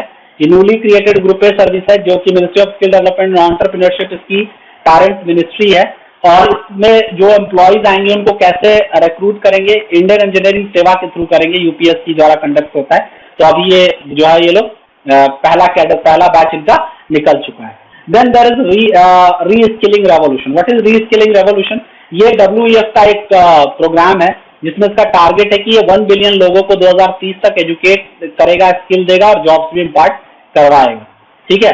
भारत ने हाल ही में WEF का ये री स्किलिंग रेवोल्यूशन को ज्वाइन किया है, ठीक है। तो ये एक इम्पॉर्टेंट चीज है, तो आपको जानना है। ये फाउंडिंग गवर्नमेंट के दौर पर WEF ने इसी संदर्भ में एक रिपोर्ट भी रिलीज किया जिसका नाम है mapping opportunity in the new economy. हमारा बेसिकली एग्रीकल्चर पर है, ठीक है। इसमें हम लोग देखते हैं कि हम लोग को क्या क्या पढ़ना है। अगर आप कोर्स देखेंगे कि इसमें क्या क्या डिस्ट्रीब्यूशन है, तो 2 सेक्शन है इसमें। देखिए इसमें हम लोग पढ़ेंगे एग्रीकल्चरल इनपुट के बारे में, ठीक है, जिसमें कि एग्रीकल्चरल क्रेडिट आएगा, जिसके अंदर प्रायोरिटी सेक्टर लैंडिंग है, प्रधानमंत्री किसान सम्मान निधि है। उसके अलावा फर्टिलाइजर इन इंडिया पर बात करेंगे जहां पर हम लोग NBS स्कीम के बारे में बात करेंगे, यूरिया से रिलेटेड इश्यूज क्या हैं। उसके बाद फूड ग्रेन मैनेजमेंट जिसमें फूड कॉर्पोरेशन ऑफ इंडिया पर बात करेंगे, ओपन मार्केट सेल्स स्कीम के बारे में बात करेंगे, स्टोरेज ऑफ फूड के बारे में, फिर पब्लिक डिस्ट्रीब्यूशन सिस्टम पर। उसके बाद इंटीग्रेटेड मैनेजमेंट ऑफ PDS पर बात करेंगे, 1 नेशन 1 राशन कार्ड पर, excess buffer stock, price deficiency payment scheme जो लास्ट ईयर इश्यू आया था, प्रधानमंत्री अन्नदाता आय संरक्षण पर बात करेंगे, ऑपरेशन ग्रीन्स, कॉपवेब फिनोमिनन क्या होता है, फिर एग्रीकल्चरल मार्केटिंग पर बात करेंगे जो इसमें APMC, ENAM और FPO पर बात करेंगे, ठीक है। कॉन्ट्रैक्ट फार्मिंग पर बात करेंगे, एग्रीकल्चरल एक्सटेंशन में सॉइल हेल्थ कार्ड और क्रॉप वेराइटीज ऑफ IARI पर बात करेंगे। तो ये आपके बेसिकली इसका पार्ट है, ठीक है। इस लेक्चर में हम लोग इतना ही पढ़ेंगे, हिंदी में यहाँ पे दिया हुआ है। तो लेक्चर को कंटिन्यू करते हैं। तो यहाँ देखिए लेक्चर में आपको एग्रीकल्चरल इनपुट पर आपको पढ़ना है कि एग्रीकल्चरल इनपुट क्या होते हैं। तो एग्रीकल्चरल इनपुट में सबसे इंपॉर्टेंट है agricultural credit. Agricultural credit definitely एक बहुत ही बड़ा मतलब एक कह सकते हैं कि एक हॉट मुद्दा है, ठीक है, क्योंकि ये हमेशा से इशू रहा है इनपुट्स के मामले में। एग्रीकल्चरल इनपुट का एक सिग्निफिकेंट पार्ट है ये, और ये हमेशा ही चैलेंज रहता है लोग फार्मर्स के लिए कि ये हम एग्रीकल्चरल क्रेडिट की प्रॉब्लम्स को कैसे सॉल्व कर सकें। इसके लिए फिर देखिए यहाँ सोर्सेज क्या है, ये इसको जानना जरूरी है। तो देखिए इंस्टीट्यूशनल सोर्सेज जो है वो लगभग 72% अकाउंट करते हैं। उसके बाद आपका नॉन फॉर्मल या कह लीजिए अनऑर्गेनाइज सेक्टर से कितना आएगा, रेस्ट का 28% आएगा। लेकिन ये 28% बहुत डोमिनेंट है, ठीक है, इट इज वेरी डोमिनेंट। तो देखिए इसमें भी आप देखिए शेड्यूल्ड कमर्शियल बैंक 79%, सबसे ज्यादा लोन देने वाले ये संस्थाएं, फिर कोऑपरेटिव्स आती हैं, फिर आरआरबीज आती हैं, रीजनल रूरल बैंक्स, और फिर माइक्रो फाइनेंस इंस्टीट्यूशंस आते हैं। शेड्यूल्ड कमर्शियल बैंक सब आपको यहाँ से चैलेंज समझ में आ जाएगा कि देखिए यहाँ पे चूंकि 79% है, और आपको भी पता है शेड्यूल्ड कमर्शियल बैंक्स में क्या होता है, केवाईसी नो योर कस्टमर का जो नॉर्म्स है वो बहुत क्या होता है, डिफिकल्ट होता है। इस वजह से इसको इस लोन को अवेल करना is very difficult. Short term loans की बात करें तो रिसेंट में जो सर्वे है वो हमारा बताता है कि 2000 में 51% से 75% हो चुका है, शॉर्ट टर्म लोन्स में बढ़ोतरी आई है, मतलब कम अवधि के लिए, अल्प अवधि के लिए लिया जाने वाला लोन में सिग्निफिकेंट बढ़ोतरी है। 1969 में एक इंपॉर्टेंट घटना होती है जिसको हम नेशनलाइजेशन ऑफ बैंक्स कहते हैं, इंदिरा गांधी के टाइम हुआ था, ठीक है। जिसके बाद क्या हुआ था, पहले क्या होते थे, जो आपके बैंक्स थे वो प्राइवेट बॉडी का भाग थे। प्राइवेट बॉडी मतलब अलग अलग स्टेट्स थे, जैसे आपके हैदराबाद के महाराज हैं, ठीक है, निजाम ऑफ हैदराबाद पहले आजादी के समय थे, फिर आपके बड़ौदा के महाराज हैं, तो इन लोग का अपना बैंक होता था। जैसे आपने सुना होगा स्टेट बैंक ऑफ बड़ौदा, ये बेसिकली बड़ौदा के महाराज का बैंक था। वैसे ही स्टेट बैंक ऑफ हैदराबाद, इसका भी वही सेम था। तो इन सब इस तरह के कई सारे बैंक एग्जिस्टिंग थे, कोई कोऑर्डिनेशन नहीं था इसमें। तो इसको खत्म करने के लिए क्या हुआ, इंदिरा गांधी ने, और एक तरह से देखेंगे तो this is starting of social revolution via financial inclusion, ठीक है। इसको लाने के लिए शुरुआत की इंदिरा गांधी ने, नेशनलाइजेशन ऑफ बैंक्स 1969 में, ठीक है। इसी मुद्दे पर क्या हुआ, कांग्रेस का डिवीजन भी हुआ था। तो यहाँ पे लीड बैंक स्कीम और प्रायोरिटी सेक्टर लेंडिंग्स भी क्या हुए, आगे फिर इसमें ऐड हुए, ठीक है। धीरे धीरे क्या हुआ, लीड बैंक स्कीम भी इसी दौर में आया। तो लीड बैंक स्कीम देखिए आरबीआई द्वारा 1969 में लॉन्च किया गया था। इसका पर्पस क्या था कि जो रूरल एरियाज है, ठीक है, रूरल एरियाज या इकोनॉमिक सर्वे की भाषा में अगर मैं कहूं तो बैंकिंग द अनबैंक्ड, ठीक है, जिन लोगों को बैंकिंग की सुविधाएं नहीं मिल रही हैं, ठीक है, उनको बैंक की सुविधाएं देना रूरल एरियाज में, ये लीड बैंक स्कीम का पर्पस था। इसको डीआर गाडगिल द्वारा प्रपोज किया गया था। एलबीएस में क्या होता है कि हर जिला जो कंट्री में है, ठीक है, वो किसी कॉमर्शियल बैंक को असाइन कर दिया जाता है, और उनको ये कहा जाता है कॉमर्शियल बैंक। आपको मैं बैंकिंग वाले कॉन्सेप्ट में बता चुका हूं, ठीक है, कि दो तरह के बैंक्स होते हैं, commercial banks and cooperative banks, ठीक है, ये बता चुका हूं ऑलरेडी मैं। तो यहाँ इनका पर्पस क्या था कि किसी एक पर्टिकुलर डिस्ट्रिक्ट में आप क्या किए, जितने भी इश्यूज ऑफ बैंकिंग फैसिलिटीज हैं उनको आप रिजॉल्व करिए। फिर 1976 में इसी क्रम में नेक्स्ट बात होती है जिसको रीजनल रूरल बैंक की शुरुआत कहते हैं 1976 में। आरआरबी एक स्टैट्यूटरी बॉडी है क्योंकि आरआरबी एक्ट 1976 से बना है। नाबार्ड की स्थापना होती है शिवरमन कमेटी के रिकमेंडेशन पर, शिवरमन कमेटी ने रेकमेंड किया था, उसके बाद ये नाबार्ड आया। इसका पर्पस क्या था कि सेल्फ हेल्प ग्रुप्स, जो छोटे स्व सहकारी समूह हैं, जो माइक्रो लेवल पर छोटे छोटे काम करते हैं, जैसे अचार बनाना, ठीक है, उसके अलावा ब्रूम्स, ठीक है, मतलब झाड़ू वगैरह बनाना, ये सब एसएचजीज वगैरह का काम होता है, या माइक्रो फाइनेंस इंस्टीट्यूशन को असिस्ट करना। इसके लिए एक फंड भी स्टैब्लिश किया गया था, रूरल इंफ्रास्ट्रक्चर डेवलपमेंट फंड्स को लोग पढ़ा चुके हैं पहले। वैसे यहाँ पे मैं आपको बताता हूँ कि रूरल इंफ्रास्ट्रक्चर डेवलपमेंट फंड क्या होता है। बेसिकली बैंक जो प्रायोरिटी सेक्टर लेंडिंग करते हैं, यानी पर्टिकुलर सेक्टर में जैसे 40% का तो एक कैप है कि आपको जो भी लोन देना है नॉर्मली लेमन के टर्म्स, उसको 40% किसको देना है, प्रायोरिटी सेक्टर को देना है। प्रायोरिटी सेक्टर कौन सा है, जिसको गवर्नमेंट बताएगी कि प्रायोरिटी सेक्टर है, जैसे कि आपका हाउसिंग सेक्टर है या रिन्यूएबल एनर्जी है। अब यहाँ दिक्कत क्या होती है, यहाँ इस लोन के बैड लोन होने के चांसेस बहुत ज्यादा होते हैं। तो ये इसी वजह से आप देखेंगे एक कॉन्सेप्ट मैंने इकोनॉमी के फर्स्ट सीरीज में, इसी सीरीज के फर्स्ट लेक्चर में बताया था, जिसमें डबल फाइनेंशियल ऑपरेशन की बात की गई थी, जहां बोला गया था कि एक तो आप बैंक का एसेट खा रहे हैं, सरकार क्या कर रही है, एसेट को कंप्रोमाइज कर रही है। कैसे, क्योंकि बैंक जितना इंटरेस्ट रेट ऑफर करता है उससे ज्यादा बाकी के जो नॉन बैंक्स हैं, चाहे वो नॉन बैंकिंग फाइनेंशियल कंपनीज हो या एमएफआईज हो, वो बैंकों के मुकाबले ज्यादा इंटरेस्ट रेट ऑफर करती हैं। तो लोग बैंकों में पैसा रखने की जगह इनमें रखना पसंद करेंगे, ठीक है। तो एक तो आपने क्या किया, बैंकों का सेविंग खत्म कर रहे हैं। उसके अलावा आप लोन के मामले में जहां बैंक इंटरेस्ट जनरेट कर सकता है या प्रॉफिट जनरेट कर सकता है, वहां आपने पीएसएल का कॉन्सेप्ट लगा दिया है। तो इससे क्या होता है, बैड लोन बहुत ज्यादा होता है। तो ये दोनों तरफ से दोहन हो रहा है, शोषण हो रहा है। इसी को कहा जाता है डबल फाइनेंशियल रिप्रेशन। तो यहाँ पे double financial repression asset side से भी हो रहा है और लायबिलिटी साइड से भी हो रहा है। ठीक है, तो इसमें होता क्या है कि जो प्रायोरिटी सेक्टर लेंडिंग में जो शॉर्टफॉल है, मान लीजिए कि कोई बैंक इसको फुलफिल नहीं कर पाया, ठीक है, इसने 40% का टारगेट अचीव नहीं किया, तो ये जो शॉर्टफॉल है वो उसको कंट्रीब्यूट करना पड़ता है आरआईडीएफ के पास। ये फंड बनता है इसी शॉर्टफॉल से और इसको नाबार्ड मेंटेन करती है। और इसमें क्या होता है, एसएचजी बैंक लिंकेज प्रोग्राम भी शुरू किया गया था इस फंड के थ्रू असिस्ट करने के लिए 1992 में, जो कि नाबार्ड में आता है। ठीक है, आपका जो क्वेश्चन था लीड बैंक वाला वो तो पूछा ही जा चुका था, इस बार आया था एग्जाम में पीटी में। ठीक है, सर्विस एरिया अप्रोच क्या है, 1989 में शुरू किया गया था, मतलब rather than area based approach. ठीक है, जो आपका लीड बैंक स्कीम करता है कि आप पर्टिकुलर एरिया को चुनिए और उसको इंप्रूव कीजिए, this is an alternative to that कि हम लोग सर्विस एरिया अप्रोच लेके आए कि पर्टिकुलर सेक्टर्स चूज करें कि किस सेक्टर में हमें लोन देना है रादर देन किस एरिया में देना है। ठीक है, सेक्टर मतलब एग्रीकल्चर में या इंडस्ट्री में। और उसके अलावा एनुअल क्रेडिट प्लान भी लॉन्च हुआ था ताकि रूरल एरियाज में इसको आगे बढ़ाया जा सके। ऑपरेशनल एफिशिएंसी ऑफ बैंक्स को लाने के लिए क्या नरसिम्हन कमेटी 1991 में आई थी। Next there is priority sector lending. देखिए प्रायोरिटी सेक्टर क्या क्या होता है, जैसे मैंने बताया था, एग्रीकल्चर है, एमएसएमई है, एक्सपोर्ट क्रेडिट है, एजुकेशन है, हाउसिंग है, सोशल इंफ्रास्ट्रक्चर है, renewable energy and others. Weaker section को आपको क्या लोन देना है, जो कि डिफरेंशियल रेट ऑफ इंटरेस्ट पे देना है, यानी कम रेट पर देना है। और इसमें माइनॉरिटी कम्युनिटीज को नोटिफाई किया जा सकता है कि किसको देना है। अच्छा, there is a concept of priority sector lending certificates. This was proposed by mister Raghuram Rajan, मतलब जब वो आरबीआई गवर्नर थे उस समय नहीं, उससे पहले करीब 2006 के आसपास की बात है। इसमें बोला था कि जो पीएसएल है, रादर देन पीएसएल के नाम पर आ रहा है डीएफ में जो आप कंट्रीब्यूट करवाते हो, तो उससे अच्छा है कि पीएसएल का एक सर्टिफिकेट दो। और अब मान लीजिए एक दो बैंक है, बैंक 1 एंड बैंक 2, ठीक है, तो बैंक 1 का मान लीजिए पीएसएल जो है वो शॉर्टफॉल है, इसका पीएसएल जो है वो अगर देखिए सफिशिएंसी है या नहीं भी है, तो ये क्या करे, एक सर्टिफिकेट क्या करे, इसके साथ ट्रेड करे, उसके बदले इसको पैसा मिल जाए। ठीक है, और ये भी वही काम करे। तो एक तरह से ट्रेडिंग मैकेनिज्म लेके आइए बैंकों के लिए, जिसमें वो लोग प्रायोरिटी सेक्टर लेंडिंग सर्टिफिकेट्स को आपस में क्या करें, ट्रेड कर सके, ताकि आपको रियल वैल्यू ऑफ मनी या रियल वैल्यू ऑफ लोन मिल सके। तो ये आपका पीएसएलसी का कॉन्सेप्ट है।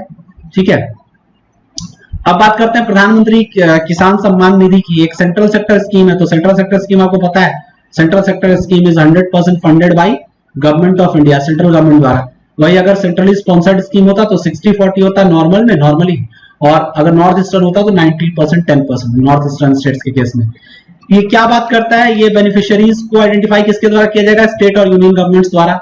और इसमें दिक्कत क्या है कि ये लैंडलेस फार्मर्स के बारे में कोई प्रोविजनिंग नहीं करता है। ठीक है, अच्छा, उड़ीसा में एक ऐसी ही स्कीम चल रही थी कालिया, इसको मर्ज कर दिया गया पीएम किसान के साथ। ठीक है, तो ये आपका उड़ीसा का स्कीम है कालिया। तेलंगाना में भी है, इसको हम लोग पढ़ चुके हैं, तेलंगाना में भी एक ऐसी स्कीम है। ठीक है, रायतू बंधु कहते हैं, सिमिलर स्कीम है। तो फर्टिलाइजर इन इंडिया पर बात करते हैं, इशू क्या है। देखिए प्राइमरी फर्टिलाइजर्स क्या होते हैं, सेकेंडरी फर्टिलाइजर्स क्या होते हैं। प्राइमरी फर्टिलाइजर की कैटेगरी में आता है NPK, N stands for nitrogenous, E stands for phosphatic. ठीक है, एन में यूरिया आ जाता है, फॉस्फेटिक में डायमोनियम फॉस्फेट डीएपी आ जाता है, और पोटेशियम के में आ जाता है जिसको म्यूरिएट ऑफ फॉस्फेट एमओपी कहते हैं। सेकेंडरी फर्टिलाइजर में सीएमजीएस आता है, कैल्शियम मैग्नीशियम और सल्फर। माइक्रो न्यूट्रिएंट्स में आयरन जिंक बोरोन क्लोराइड, ये बेसिक्स हैं कुछ। अच्छा, इससे रिलेटेड फैक्ट्स क्या हैं फर्टिलाइजर से संबंधित। भारत जो है वो यूरिया का सेकंड लार्जेस्ट कंज्यूमर है आफ्टर चाइना। और प्रोडक्शन के मामले में बात करें तो नाइट्रोजनस फर्टिलाइजर्स में हम सेकंड है और फॉस्फेटिक फर्टिलाइजर में थर्ड है। तो यहाँ पे आपको ये जानने योग्य बात होगी कि सीरिया से हम लोग क्या करते हैं, ज्यादातर मंगाते हैं, रशिया से भी मंगाते हैं। ठीक है, फर्टिलाइजर्स। और पोटैश का जो पूरा का पूरा जो रिक्वायरमेंट है वो इंपोर्ट्स के थ्रू लाया जाता है, कहां से, सीरिया एंड रशिया से। ठीक है, इसमें से एक इंपॉर्टेंट बात यह भी है कि जो 8 आपके IIP index of industrial production में जो 8 इंडस्ट्रीज हैं, उसमें से एक आपका ये भी है, 1 ऑफ 8 कोर इंडस्ट्रीज है। 1977 से पहले फर्टिलाइजर पर किसी तरह की कोई सब्सिडी नहीं दी जाती थी, लेकिन 1973 में एक ऑयल क्राइसिस आया, जिसकी वजह से क्या हुआ, फर्टिलाइजर के प्राइसेस बढ़ गए। तो उसके बाद गवर्नमेंट ने 1977 के बाद इसमें क्या किया, इसको इंट्रोड्यूस किया। इकोनॉमिक क्राइसिस 1991 में आया, तो गवर्नमेंट ने क्या किया, डायमोनियम डीएपी जो आपका फॉस्फेटिक फर्टिलाइजर था उसके इंपोर्ट को डी कंट्रोल कर दिया। और इवन पोटेशियम के भी उसको डी कंट्रोल कर दिया, यानी अपने कंट्रोल से छोड़ दिया। लेकिन यूरिया को क्या किया गया, अभी भी अपने पास रखा गया। इसलिए यूरिया में एक कैनलाइजेशन का प्रॉब्लम होता है।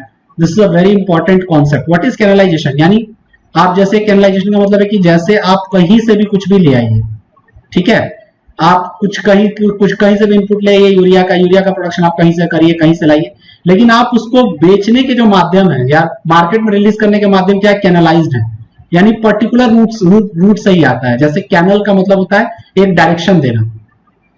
तो यूरिया का जो है वो बहुत हद तक रेस्ट्रिक्टेड है और इसमें मोनोपोली है यूरिया प्रोड्यूसिंग कंपनीज की, ठीक है, फैक्ट्रीज की।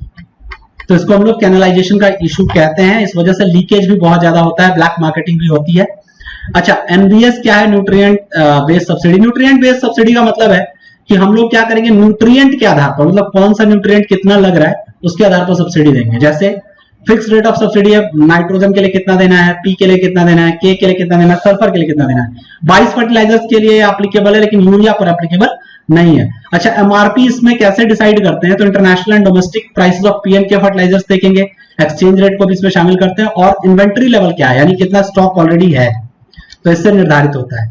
अच्छा, यूरिया का इशू क्या है, यूरिया में क्या बातें कही गई हैं। यूरिया में देखिए 31 टोटल यूरिया मैन्युफैक्चरिंग यूनिट्स है, और इसका सबसे इंपॉर्टेंट बात है कि इसका एक रॉ मटेरियल है, मतलब इसके लिए क्रूड ऑयल एक रॉ मटेरियल है, ठीक है, नेचुरल गैस वगैरह से निकलता है। यूरिया को एक स्टैट्यूटरी कंट्रोल प्राइसेस पे जो है वो बेचा जाता है, उससे ज्यादा या कम पे नहीं बेच सकते, क्योंकि कम पे तो चले बेच सकते लेकिन ज्यादा पे नहीं बेच सकते, ठीक है, और ये गवर्नमेंट तय करती है समय समय पे। यूरिया जो है वो एकमात्र फर्टिलाइजर है जिसको कंट्रोल किया गया, पीएनके को तो बता ही चुका हूँ, डी कंट्रोल कर दिया गया। यूरिया सब्सिडी अभी भी सेंट्रल सेक्टर स्कीम है डिपार्टमेंट ऑफ फर्टिलाइजर्स में। सेंट्रल सेक्टर मतलब 100% subsidised by government of India. Bharat सरकार ने इसी को यूरिया के प्रॉब्लम को सॉल्व करने के लिए एक न्यू यूरिया पॉलिसी लेके आई 2015 में, ठीक है। इसमें बोला गया कि अब आप जो है वो मार्केट रेट पर खरीदिए और हम क्या करेंगे, डायरेक्ट बेनिफिट्स ट्रांसफर करेंगे जो भी आपकी सब्सिडी होगी उसको, ठीक है।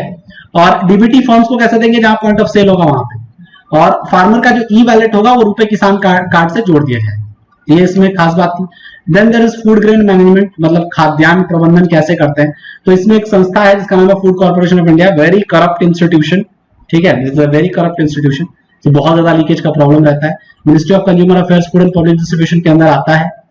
एफसीआई क्या करती है, फूड ग्रेन्स को प्रोक्योर करती है। एमएसपी में आपको पता है, एमएसपी पहले गवर्नमेंट क्रॉप बोने से पहले डिक्लेयर कर देती है, ठीक है, उसके बाद इसको ले लिया जाता है, स्टोर किया जाता है, उसके बाद स्टेट्स को क्या करते हैं, रिलीज करते हैं नीड के अकॉर्डिंग, ठीक है, फार्मर्स को बेचेंगे। उसके अलावा पीडीएस की दुकानों पर बेच देंगे, वहां से भी क्या करेगा, बेचा जाएगा। अभी जैसे अभी कोरोना में चल रहा है तो यहीं से आ रहा है, तो एफसीआई का रोल काफी इंपॉर्टेंट हो गया है। ऑपरेशनल कॉस्ट इस बार पूछा गया था, ठीक है, कि इसमें ऑपरेशनल कॉस्ट क्या है, तो इकोनॉमिक कॉस्ट ऑफ प्रोक्योरमेंट और सेंट्रल इशू प्राइस के बीच का जो डिफरेंस है, यानी टोटल इकोनॉमिक कॉस्ट बताएगा कि टोटल जो आपका इकोनॉमिक कॉस्ट है वो क्या है, ठीक है, इसमें ट्रांसपोर्टेशन कॉस्ट भी इंक्लूडेड होता है। और भारत सरकार जिस रेट पर उसको जारी करती है इसके बीच में, मतलब टोटल आपको खरीदने में, मतलब इकोनॉमिक कॉस्ट में, यानी जिसमें लॉजिस्टिक्स आ जाएंगे, स्टोरेज का कॉस्ट आ जाएगा, रिसर्च डेवलपमेंट का कॉस्ट हो जाएगा, ये टोटल कॉस्ट इकोनॉमिक कॉस्ट है। सेंट्रल इशू प्राइस जिस रेट में रिलीज होगा, इसके बीच के डिफरेंस को हम क्या कहते हैं, ऑपरेशनल लॉस कहते हैं, ठीक है। और इसमें क्या करते हैं, गवर्नमेंट ऑफ इंडिया इसको रिम्बर्स करती है फूड सब्सिडी के द्वारा। ओपन मार्केट सेल स्कीम क्या है, जब अगर ज्यादा हो जाए, मतलब प्रोडक्शन बहुत ज्यादा हो जाए, तो फूड ग्रेन्स डिस्पोज कर दिया जाता है एफसीआई के द्वारा, स्टेट गवर्नमेंट के द्वारा सेल के माध्यम से, और एक प्री डिटरमाइंड प्राइस पे और ओपन मार्केट में इसको क्या करते हैं, बेचते हैं। इससे लाया जाता है कि डिमांड और सप्लाई में बैलेंस क्रिएट करने की कोशिश की जाती है, ठीक है। स्टोरेज पर भी कम असर पड़े इसलिए, और लॉजिस्टिक्स पर ज्यादा उस पर असर पड़े, इसको रोकने के लिए ऐसा किया गया, ठीक है, कम असर हो उस पर। स्टोरेज ऑफ फूड के लिए क्या है, agency Food Corporation of India तो है, ये central and state warehousing corporation है। उसके अलावा निगोशिएबल वेयर हाउस रिसिप्ट होती है, ये एक रिसिप्ट है जिसको एफसीआई या जो भी संस्थान है वो आपस में ट्रेड कर सकते हैं, ठीक है, कि आप एक रिसिप्ट दीजिए, ठीक है, गोडाउन का, और उसको आप ट्रेड कर सकते हैं, ठीक है। ये एक रजिस्टर्ड वेयर हाउसेस के लिए होता है। ये क्या इससे फायदा होता है, इसमें किसान एंड ऑफ लोअर लेके जाएगा और लोन इजिली अवेल कर लेगा, और डिस्ट्रेस सेल सभी ये क्या करता है, बचाता है। पीडीएस पता है, राशन की दुकानें, पब्लिक डिस्ट्रीब्यूशन सिस्टम, जन वितरण प्रणाली, फेयर प्राइस शॉप्स भी कहते हैं, सब्सिडाइज रेट पे यहाँ पे गरीबों को अनाज बेचा जाता है, या कुछ कुछ जैसे केरोसिन ऑयल भी देते थे, अब देते हैं कि नहीं पता नहीं, ठीक है। ऑपरेशनल रिस्पॉन्सिबिलिटी राज्यों की है, इसको रिफॉर्म करने के लिए टीपीडीएस लेके आए 1987 में। Then there is integrated management of PDS, ये नेशन वाइड, ये one nation one ration card की बात करता है, nationwide portability of ration card होना चाहिए, ठीक है। One nation one ration card के थ्रू आएगा। ये नेशनल फूड सिक्योरिटी मिशन के तहत आया, एक्ट के तहत 2013 में। इसमें बायोमेट्रिक ऑथेंटिकेशन होता है, आप अंगूठा लगाएंगे या रेटिना स्कैन वगैरह होगा, ईपीओएस होगा, उसके थ्रू इसको सेल किया जाएगा। अच्छा, आंध्र प्रदेश पहला राज्य है जिसने ऑटोमेशन ऑफ पीडीएस को क्या किया है, फॉलो किया। Then there is one nation one ration card, ministry of consumer affairs इसको प्रमोट कर रही है। पब्लिक डिस्ट्रीब्यूशन सिस्टम नेटवर्क बनाएंगे जो कि सिंगल पोर्टेबिलिटी प्लेटफॉर्म होगा, जहां सारी जानकारियां आप ले सकेंगे बेनिफिशियरीज का और क्या क्या देना है। उसके अलावा राशन कार्ड होल्डर्स और एनएफएसए बेनिफिशियरीज की भी चर्चा होगी। इसको यहाँ पे क्या कर सकते हैं, सब्सिडाइज फूड ग्रेन्स यहाँ से ये लोग अवेल कर सकते हैं। राशन कार्ड्स नॉर्मली जो है वो राज्यों द्वारा इशू किया जाता है। Okay, excess buffer stocks, FCI के सेंट्रल पूल में 6 साल में सबसे ज्यादा स्टॉक जमा हो गया है। गवर्नमेंट चाहती है इसको कि बीपीएल को रिलीज कर दें। रीजन क्या है, ओवर सप्लाई हो गया है, कोरोना में सब बंद हो गया, ओपन एंडेड प्रोक्योरमेंट हो रहा है, ठीक है, कोई लिक्विडेशन का रूल नहीं है, ठीक है, इस वजह से दिक्कत होती है। अच्छा, प्राइस डिफिशियंसी पेमेंट सिस्टम है एक कॉन्सेप्ट, 2 साल पहले लॉन्च हुआ था। कंपनसेशन क्या होता है, एमएसपी में से एक्चुअल मार्केट प्राइस को घटा देंगे तो कॉम्पनसेशन है। इसको गवर्नमेंट क्या करती है, पैसे पास कर देती है इसके लिए, इसको कॉम्पनसेट करने के लिए। इसको अलग अलग जगहों पे अलग अलग नाम से जानते हैं, जैसे हरियाणा में इसको भावांतर भरपाई योजना कहते हैं, मध्य प्रदेश में भावांतर भुगतान योजना कहते हैं, कर्नाटका में इंसेंटिव टू मिल्क फार्मर्स को भी देते हैं। ये सब प्राइस डिफिशियंसी पेमेंट सिस्टम की अलग अलग टाइप्स है। देन देयर इज प्रधानमंत्री अन्नदाता आय संरक्षण अभियान या पीएम आशा, बहुत पॉपुलर है, एक सेंट्रल स्कीम है, ठीक है। 3 कंपोनेंट्स है इसमें, पीडीपीएस तो है ही, प्राइस सपोर्ट सिस्टम है, और pilot of private procurement and stockist scheme है। ज्यादातर पल्सेस को लेकर है, ठीक है। ये लेक्चर्स में डिटेल में हम लोग पहले भी पढ़ चुके हैं। ऑपरेशन ग्रीन्स क्या है, तो टॉप फूड के लिए top TOP, tomato onion potato, इसके प्राइस को कंट्रोल करनी है। टीओपी क्या है, टोमेटो ओनियन पोटैटो। इसको लॉन्च किया गया है मॉफपी द्वारा, ministry of food processing industries, 500 crore का बजट है। और अभी मॉफपी ने market intelligence and early warning system launch किया है, जिसमें आपको क्या होगा, इससे रिलेटेड जो भी आपको अवेयरनेस उसको क्रिएट किया जाएगा। टॉप में अगर कोई सेंसिटिविटी है या कोई एनवायरमेंटल हैजार्ड्स है उसके संबंध में भी आपको क्या किया जाएगा, जानकारी दी जाएगी। There is a phenomenon called cobweb phenomenon. क्या होता है, ये होता ये है कि प्राइसेस हमेशा क्या करते हैं, प्रोडक्शन से लैग करते हैं, ठीक है। प्राइसेस हमेशा प्रोडक्शन से लैग करते हैं, ठीक है। यानी प्रोडक्शन आप देखेंगे कि एक हमेशा एक रेकरिंग साइकिल होता है, rise and fall in output and prices. यानी कि पता चलेगा प्राइसेस बढ़ गए, ठीक है, और उसके बाद प्रोडक्शन क्या करेगा, उसके अकॉर्डिंग ऐड करेगा। जैसे मान लीजिए प्राइसेस बहुत ज्यादा है तो लोग अकॉर्डिंगली प्रोडक्शन को बढ़ाना चाहेंगे ताकि ज्यादा बेनिफिट लिया जा सके, ठीक है। तो ये सारी चीजें, दिस इज कॉबवेब फिनोमिनन। तो हमेशा प्रोडक्शन में, कॉबवेब फिनोमिनन का मतलब होता है प्रोडक्शन, उत्पादन और प्राइस में हमेशा एक टाइम लैग होता है, दिस इज कॉबवेब। तो फार्मर क्या करते हैं, जो भी बोने की प्रक्रिया है, क्या बोना है, उसको डिसाइड करते हैं कैसे, ठीक है, उसको डिसाइड करते हैं पिछले प्रीवियस पीरियड में कितने में बिका था, ठीक है, उस प्रोडक्ट में, तो उसके हिसाब से लोग डिसाइड करेंगे कि क्या बोना है। देन एग्रीकल्चरल मार्केटिंग एक बहुत इंपॉर्टेंट कॉन्सेप्ट है। एपीएमसी रिफॉर्म्स की बात होती है, एग्रीकल्चर प्रोड्यूस मार्केट कमिटीज।